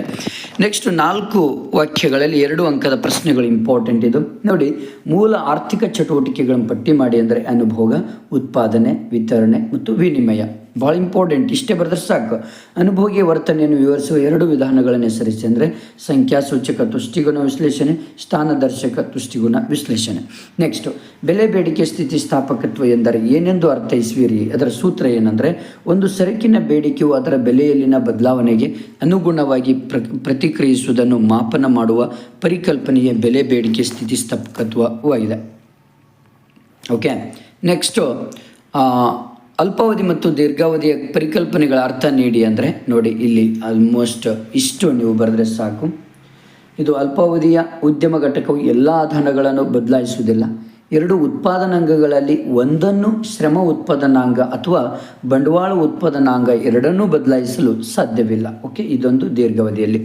ನೆಕ್ಸ್ಟು, ಶ್ರಮದ ಮಾರುಕಟ್ಟೆಯಲ್ಲಿ ಕೂಲಿಯು ಹೇಗೆ ನಿರ್ಧಾರವಾಗುತ್ತದೆ? ಇದು ಒಂದು.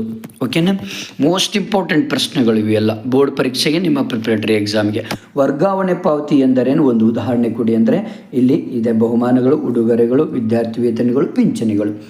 ನೆಕ್ಸ್ಟ್, ನೈಜ GDP ₹1,100, ನಾಮಮಾತ್ರ GDP ₹1,650. ಆದರೆ GDP ಅನ್ನಪ್ರಸರಣಕ್ಕೆ ಲೆಕ್ಕ ಮಾಡಿ ಅಂದರೆ ಇಲ್ಲಿ GDP ಅನ್ನಪ್ರಸರಣಕ = ನಾಮಿನಲ್ GDP.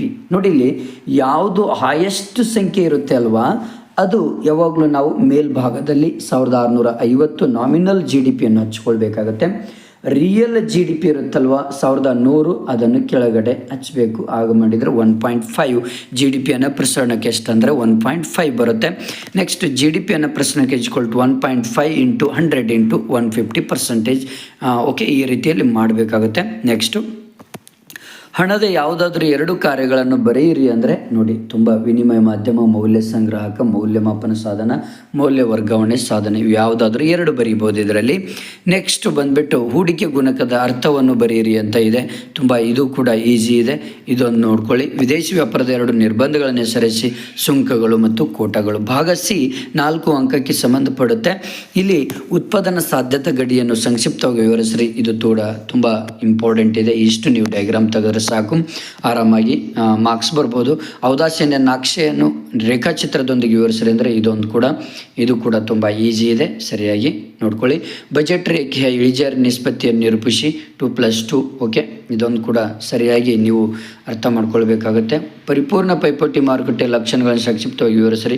ಇದೊಂದು ಸೂಕ್ಷ್ಮ ಮತ್ತು ಸಮಗ್ರ ಅರ್ಥಶಾಸ್ತ್ರ ನಡುವಿನ ವ್ಯತ್ಯಾಸಗಳನ್ನು ಪಟ್ಟಿ ಮಾಡಿ. ಅಂದರೆ ಸೂಕ್ಷ್ಮ ಅರ್ಥಶಾಸ್ತ್ರ, ಸಮಗ್ರ ಅರ್ಥಶಾಸ್ತ್ರ ಇವುಗಳು ಕೂಡ ತುಂಬ ಇಂಪಾರ್ಟೆಂಟ್. ಭಾರತೀಯ ರಿಸರ್ವ್ ಬ್ಯಾಂಕಿನ ಕಾರ್ಯಗಳನ್ನು ಸಂಕ್ಷಿಪ್ತವಾಗಿ ವಿವರಿಸಿರಿ. ಅಂದರೆ ಭಾರತೀಯ ರಿಸರ್ವ್ ಬ್ಯಾಂಕಿನ ಕಾರ್ಯಗಳೆಂದರೆ ಕರೆನ್ಸಿ, ಹಣದ ಪೂರೈಕೆ ನಿಯಂತ್ರಕ, ಸರ್ಕಾರದ ಬ್ಯಾಂಕು, ವಿದೇಶಿ ವಿನಿಮಯ ಮಿಶ್ಲಿನ ಇವೆಲ್ಲವೂ ಕೂಡ ತುಂಬ ಇಂಪಾರ್ಟೆಂಟ್ ಇದ್ದಾವೆ. ಓಕೆ, ಇದೊಂದು ನೋಡ್ಕೊಳ್ಳಿ. ನೆಕ್ಸ್ಟು ಸಂದಾಯ ಬಾಕಿಯ ಚಾಲ್ತಿ ಖಾತೆಯ ಭಾಗಗಳನ್ನು ಪಟ್ಟಿ ಮಾಡಿ. ಇಷ್ಟು ನೀವು ಪಟ್ಟಿ ಮಾಡಿದರೆ ಸಾಕು, 4 ಅಂಕಗಳು. ಬಡ್ಡಿ ದರ ವ್ಯತ್ಯಾಸ ವಿನಿಮಯ ದರವನ್ನು ಹೇಗೆ ನಿರ್ಧರಿಸುತ್ತದೆ ಇದೊಂದು. ನೆಕ್ಸ್ಟು ನಿಮಗೆ 6 ಅಂಕದ ಮೋಸ್ಟ್ ಇಂಪಾರ್ಟೆಂಟ್ ಇಳಿಮುಖ ಸೀಮಾಂತ ತುಷ್ಟಿಗುಣ. ಇದನ್ನು ಪರ್ಫೆಕ್ಟ್ ಮಾಡ್ಕೊಳ್ಳೇಬೇಕಾಗುತ್ತೆ ನೀವು, ಯಾಕಂದರೆ ಇದು ಬಂದೇ ಬರುತ್ತೆ. ನೆಕ್ಸ್ಟ್ ವಿವಿಧ ಅಲ್ಪಾವಧಿ ವೆಚ್ಚಗಳಲ್ಲೂ ಕೂಡ ತುಂಬ ಇಂಪಾರ್ಟೆಂಟ್ 6 ಅಂಕಕ್ಕಿದು. ನೆಕ್ಸ್ಟ್ ಉಪ್ಪಿನ ಬೇಡಿಕೆ ಮತ್ತು ಪೂರೈಕೆ ರೇಖೆಗಳನ್ನು ಓಕೆ, ಇದು ಕೂಡ ಬರಬಹುದು, ಯಾಕಂದ್ರೆ ಚಾನ್ಸಸ್ ಇದೆ. ನೆಕ್ಸ್ಟು GDP ಅನ್ನು ಒಂದು ದೇಶದ ಯೋಗಕ್ಷೇಮದ ಸೂಚ್ಯಂಕ ಬಳಸಿಕೊಳ್ಳೋದು ಮಿತಿಗಳನ್ನು ವಿವರಿಸಿರಿ. ಇದೊಂದು ಕೂಡ ಇಂಪಾರ್ಟೆಂಟ್. ಸರ್ಕಾರದ ಮುಂಗಡ ಪತ್ರ ಸ್ವೀಕೃತಿಗಳು. ಓಕೆ, ನೆಕ್ಸ್ಟು 5 ಮಾರ್ಕ್ಸಿಗೆ ಕಾರ್ಯಭಾರ. ಓಕೆ, ಇದು ಪಿಕ್ಸ್ ಬಂದೇ ಬರುತ್ತೆ, MR ಮತ್ತು AR. ಭಾಳ ಈಸಿ ಇದೆ ಇದು. ನೆಕ್ಸ್ಟ್ ಕೊಟ್ಟಿದ್ದು ಕಾನಷ್ಟ ಮೌಲ್ಯಗಳನ್ನು ಕಂಡುಹಿಡಿ. ಗೋಧಿ ಹಿಟ್ಟು, ಬ್ರೆಡ್ ಮತ್ತು ಚಿಲ್ಲರೆ ಅಂಗಡಿ. ಇದು ಕೂಡ ತುಂಬ ಈಸಿ ಇದೆ, ತುಂಬ ಈಸಿ. ನೆಕ್ಸ್ಟು 2014 ಪರಿಣಾಮ ಕುರಿತು ಬರೆಯಿರಿ. ಓಕೆ, ಇಷ್ಟು ನಿಮಗೆ ತುಂಬ ಇಂಪಾರ್ಟೆಂಟ್ ಭಾಗ 1 ಭಾಗ 2ದಲ್ಲಿ ಕೂಡ ಇಂಪಾರ್ಟೆಂಟ್ ಪ್ರಶ್ನೆಗಳು. ಇವೆರಡು ಭಾಗ 1 ಮತ್ತು ಭಾಗ 2 ಇರುವಂತಹ ಪ್ರಶ್ನೆಗಳನ್ನು, ಕ್ವಶನ್ಸ್ಗಳನ್ನು ಕರೆಕ್ಟಾಗಿ ಪರ್ಫೆಕ್ಟ್ ಮಾಡಿಕೊಂಡ್ರೆ ಸಾಕು, ನೀವು ಆರಾಮಾಗಿ 65 ಮೇಲೆ ತೊಗೊಳ್ಬೋದು ಪ್ರಿಪ್ರೇಟರಿಯಲ್ಲಿ ಮತ್ತು ಬೋರ್ಡ್ ಎಕ್ಸಾಮಲ್ಲಿ. Okay, thank you friends. ನಿಮ್ಮ ಫ್ರೆಂಡ್ಸಿಗೆ ಶೇರ್ ಮಾಡಿ, ಹಾಗೆ ನನ್ನ ಚಾನಲನ್ನು ಎಲ್ಲರೂ ಕೂಡ ಶೇರ್ ಮಾಡಿ. ಹಾಯ್ ವಿದ್ಯಾರ್ಥಿಗಳೇ, ಪೂರಕ ಪರೀಕ್ಷೆ 2 ಅರ್ಥಶಾಸ್ತ್ರದ ಸಂಪೂರ್ಣವಾದಂತಹ ಪೂರಕ ಪರೀಕ್ಷೆ 2ರ ಉತ್ತರಗಳು ಇಲ್ಲಿದೆ. ಬನ್ನಿ, ಸರಿಯಾದ ಉತ್ತರವನ್ನು ಆರಿಸಿ ಬರೆಯಿರಿ. ಮೊದಲನೆಯ ಒಂದು ಪ್ರಶ್ನೆಗೆ ಸರಿಯಾದ ಉತ್ತರ 1ಕ್ಕೆ ಸಮನಾಗಿರುತ್ತದೆ.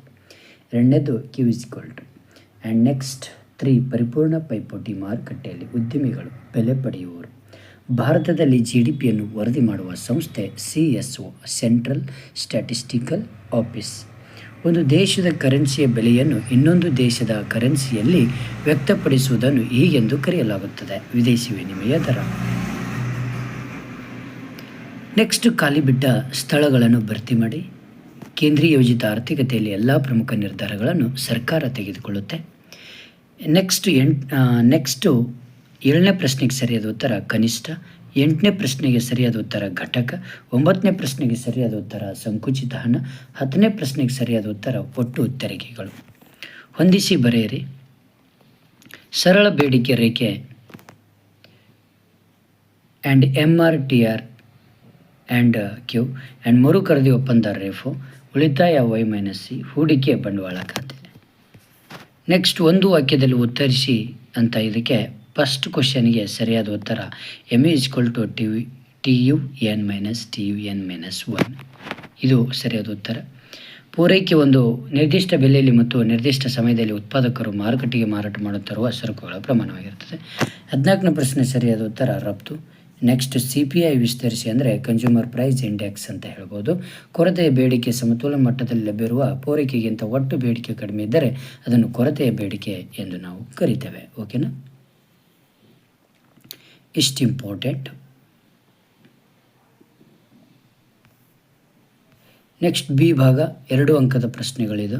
ಮೂಲ ಆರ್ಥಿಕ ಚಟುವಟಿಕೆಗಳನ್ನು ಪಟ್ಟಿ ಮಾಡಿ. ಅಂದರೆ ಉತ್ಪಾದನೆ, ಸರಕು ಮತ್ತು ಸೇವೆಗಳ ಸೃಷ್ಟಿ, ಬಳಕೆ, ಅನುಭೋಗ, ವಿನಿಮಯ ಮತ್ತು ಹಂಚಿಕೆ, ಉತ್ಪಾದನಾಂಗಗಳ ನಡುವೆ ಆದಾಯದ ಹಂಚಿಕೆ, ಬೇಡಿಕೆ ನಿಯಮಗಳನ್ನು ತಿಳಿಸಿ. ಇವೆಲ್ಲವು ಪ್ರತಿಫಲಗಳ ಪ್ರಮಾಣದ ವಿಧಗಳನ್ನು ತಿಳಿಸಿ. ಟೋಟಲ್ 3 ಇದ್ದಾವೆ. ಬೆಲೆ, ಪೂರೈಕೆ, ಸ್ಥಿತಿಸ್ಥಾಪಕತ್ವದ ಅರ್ಥ ಮತ್ತು ಸೂತ್ರವನ್ನು ಬರೆಯಿರಿ ಅಂದರೆ ಇಲ್ಲಿದೆ. ನೆಕ್ಸ್ಟ್ ಇದು ತುಂಬ ಇಂಪಾರ್ಟೆಂಟ್. ಇದು ಮಾರುಕಟ್ಟೆ ಪೂರೈಕೆಯನ್ನು ಕಂಡುಹಿಡಿಯಿರಿ ಅಂದರೆ ತುಂಬ ಈಸಿ ಇರುತ್ತೆ. -20 ಬರುತ್ತೆ, 2P -20 ಇದೆ. ಓಕೆನಾ, ಅವು ಎರಡು ಕೂಡ -- ಆಗಿರೋದ್ರಿಂದ -20 ಬರುತ್ತೆ. ಓಕೆ, ಅನುಭೋಗಿ ಸರಕುಗಳು ಮತ್ತು ಬಂಡವಾಳ ಸರಕುಗಳ ನಡುವಿನ ವ್ಯತ್ಯಾಸ ಇಷ್ಟು ನೀವು ಕರೆಕ್ಟಾಗಿ ಬರೀಬೇಕು. ಇದು ತುಂಬ ಇಂಪಾರ್ಟೆಂಟ್. ಉತ್ಪಾದನಾ ಸಾಧ್ಯತೆ ಗಡಿಯನ್ನು ವಿಸ್ತರಿಸಿ. ಇದು ನೋಡಿ, ಈ ರೀತಿಯಲ್ಲಿ ನಿಮಗೆ ಇಂಪಾರ್ಟೆಂಟ್ ಇರುತ್ತೆ. ಇಷ್ಟು ನೀವು ಮಾಡಿಬಿಟ್ರೆ ಸಾಕು, ಮತ್ತು ಎಕ್ಸ್ಪ್ಲೇನ್ ಇಷ್ಟು ಕೊಡಬೇಕಾಗತ್ತೆ. ನೆಕ್ಸ್ಟ್ ಒಟ್ಟು ತುಷ್ಟಿಗುಣ, ಸೀಮಾಂತ ತುಷ್ಟಿ. ಯಾಕಂದರೆ ಇದು ಬೋರ್ಡ್ದಿಂದಲೇ ಬಂದಂತಹ ಒಂದು ಕೀ ಪಾಯಿಂಟ್ಸ್ಗಳು. ಇಷ್ಟೇ ನೀವು ಬರೀಬೇಕಾಗತ್ತೆ. ನೆಕ್ಸ್ಟ್ ಬಂದುಬಿಟ್ಟು ಇಲ್ಲಿ ತುಂಬ ಇಂಪಾರ್ಟೆಂಟ್, ಎಷ್ಟೋ ಜನ ಮಿಸ್ ಮಾಡಿದ್ದೀರಾ. ಯಾಕಂದರೆ ಇದು ಇಲ್ಲಿ TR ಮತ್ತು TC ಕೊಟ್ಟಿರ್ತಾರಲ್ವ, ಅವುಗಳನ್ನು ನೀವು ಮೈನಸ್ ಮಾಡಿದರೆ ಸಾಕು, ಇಲ್ಲಿ ಬಂದುಬಿಡುತ್ತೆ ಉತ್ತರ. ಇಲ್ಲಿ ಇದು ಮೈನಸ್ ಮಾಡಿದರೆ ಸಾಕು, ನಿಮಗೆ ಆರಾಮಾಗಿ 4 ಮಾರ್ಕ್ಸ್ ಬರುತ್ತೆ. ಬೆಲೆ ಅಂತಸ್ತು ಪರಿಕಲ್ಪನೆ ರೇಖಾಚಿತ್ರದೊಂದಿಗೆ ಚರ್ಚಿಸಿ ಇದೊಂದು ಕೂಡ ಇಷ್ಟು ಬರುತ್ತೆ, ಇದೊಂದು ಓದ್ಕೊಳ್ಳಿ ಚೆನ್ನಾಗಿ. ಮತ್ತು ನೆಕ್ಸ್ಟ್ ಬಂದುಬಿಟ್ಟು ಇಲ್ಲಿ ಸಮತೋಲನ ಮಟ್ಟದ ಆದಾಯ ಕಂಡುಹಿಡಿಯಿರಿ. 1750 ಬಂದರೆ ಇನ್ನೊಂದು 2000 ಬರುತ್ತೆ. ಭಾಳ ಇಂಪಾರ್ಟೆಂಟು, ಭಾಳ ಈಸಿ ಕೂಡ ಇದೆ. ಓಕೆನಾ. ಮುಂಗಡ ಪತ್ರದ ಕೊರತೆಯನ್ನು ಕಡಿತದ ಸಮಸ್ಯೆಯನ್ನು ಚರ್ಚಿಸಿ. ಓಕೆನಾ, ಇಷ್ಟು ಇಂಪಾರ್ಟೆಂಟ್ ಇದು. ಓಕೆನಾ. ನೆಕ್ಸ್ಟ್ ಇದು ಉದಾಸೀನ ವಕ್ರರೇಖೆಗಳ ಲಕ್ಷಣಗಳು ಎಲ್ಲದಕ್ಕೂ ಬಂದಿದೆ, ಇದು ಭಾಳ ಇಂಪಾರ್ಟೆಂಟ್, ಇದನ್ನು ಓದ್ಕೊಳ್ಳಿ. ನೆಕ್ಸ್ಟ್ TVS, ಇದು ಭಾಳ ಇಂಪಾರ್ಟೆಂಟ್. ಯಾಕಂದರೆ ನಿಮಗೆ TVC ಮತ್ತು TC, AVC ಮತ್ತು SICಗಳನ್ನು ಕಂಡುಹಿಡಲಿಕ್ಕೆ ಹೇಳ್ತಾರೆ. ಭಾಳ ಈಸಿ ಇದೆ ಇದು. ಯಾಕಂದರೆ ನೋಡಿಲಿ, ಕ್ಯೂ ಕೊಟ್ಟಿರ್ತಾರೆ, SMC ಕೊಟ್ಟಿರ್ತಾರೆ, TFC ಕೊಟ್ಟಿರ್ತಾರೆ, TVC ಕಂಡುಹಿಡಿಯುವಂಥದ್ದು. ಇಲ್ಲಿ ನೀವು ಒಂದು 500ಕ್ಕೆ 500 ಹಚ್ಚಿ, ಆಮೇಲೆ 500 ಮತ್ತು 300 800 ಆಗುತ್ತೆ. 800 200 1000, ಆಮೇಲೆ 1000 300, 1300 ಪ್ಲಸ್ 500, 1800 ಪ್ಲಸ್ 800, 2400. ಆಮೇಲೆ TC ಕಂಡುಹಿಡಿಯುವಂಥ ಸೂತ್ರ ಇದೆ, AVC ಕಂಡುಹಿಡಿಯುವಂಥ ಸೂತ್ರ, SIC ಕಂಡುಹಿಡಿಯುವಂಥ ಸೂತ್ರ. TC ಕಂಡುಹಿಡಬೇಕಾದ್ರೆ TFC ಪ್ಲಸ್ TVC ಮಾಡಿದರೆ TC ಸಿಕ್ಬಿಡ್ತದೆ. AVC ಕಂಡುಹಿಡಬೇಕಾದ್ರೆ ನೀವು ಇಲ್ಲಿ ಡಿವೈಡೆಡ್ ಮಾಡಬೇಕಾಗತ್ತೆ. ಇದು AVC SIC ಕಂಡುಹಿಡಬೇಕಾದ್ರೆ TC ಡಿವೈಡ್ ಯಾವುದು ಕ್ಯೂ ಮಾಡ್ಕೊಳ್ಬೇಕಾಗುತ್ತೆ. ಈಸಿ ಇದೆ, ಏನು ತೊಂದರೆ ಇಲ್ಲ, ಈಸಿ ಇರುತ್ತೆ. ಸಮಗ್ರ ಆರ್ಥಿಕ ಅನನ್ಯತೆಗಳು, ಇದು ಕೂಡ ಭಾಳ ಇಂಪಾರ್ಟೆಂಟ್, ಇದು ಬಂದೇ ಬರುತ್ತೆ. ಈ ರಿಸ್ಟ್ ಬರೆದಿದ್ರೆ ನಿಮಗೆ ಔಟ್ ಆಫ್ ಮಾರ್ಕ್ಸ್ ಬರುತ್ತೆ. ಓಕೆನಾ. ನೆಕ್ಸ್ಟ್ ಇಷ್ಟು ಇಂಪಾರ್ಟೆಂಟ್. ಓಕೆನಾ. ಇದು ನೆಕ್ಸ್ಟ್ ಕೆಳಗಂಡ ಕೋಷ್ಟದಲ್ಲಿ ಕಾಣೆಯಾದ ಮೌಲ್ಯಗಳನ್ನು ಕಂಡುಹಿಡಿಯಿರಿ. ಇದು ಭಾಳ ಇಂಪಾರ್ಟೆಂಟ್ ಇದೆ, ಈ ಭಾಳ ಈಸಿ ಕೂಡ ಇದೆ. Okay, thank you friends. ನಿಮ್ಮ ಫ್ರೆಂಡ್ಸಿಗೆ ಶೇರ್ ಮಾಡಿ. ವಿತಿನ್ 2 ಡೇಸಲ್ಲಿ ಎಲ್ಲ ವಿಷಯಗಳ ಸಂಪೂರ್ಣವಾದಂಥ ಇಂಪಾರ್ಟೆಂಟ್ ಕ್ವಶನ್ಸ್ಗಳು ಬರ್ತವೆ. Okay, thank you.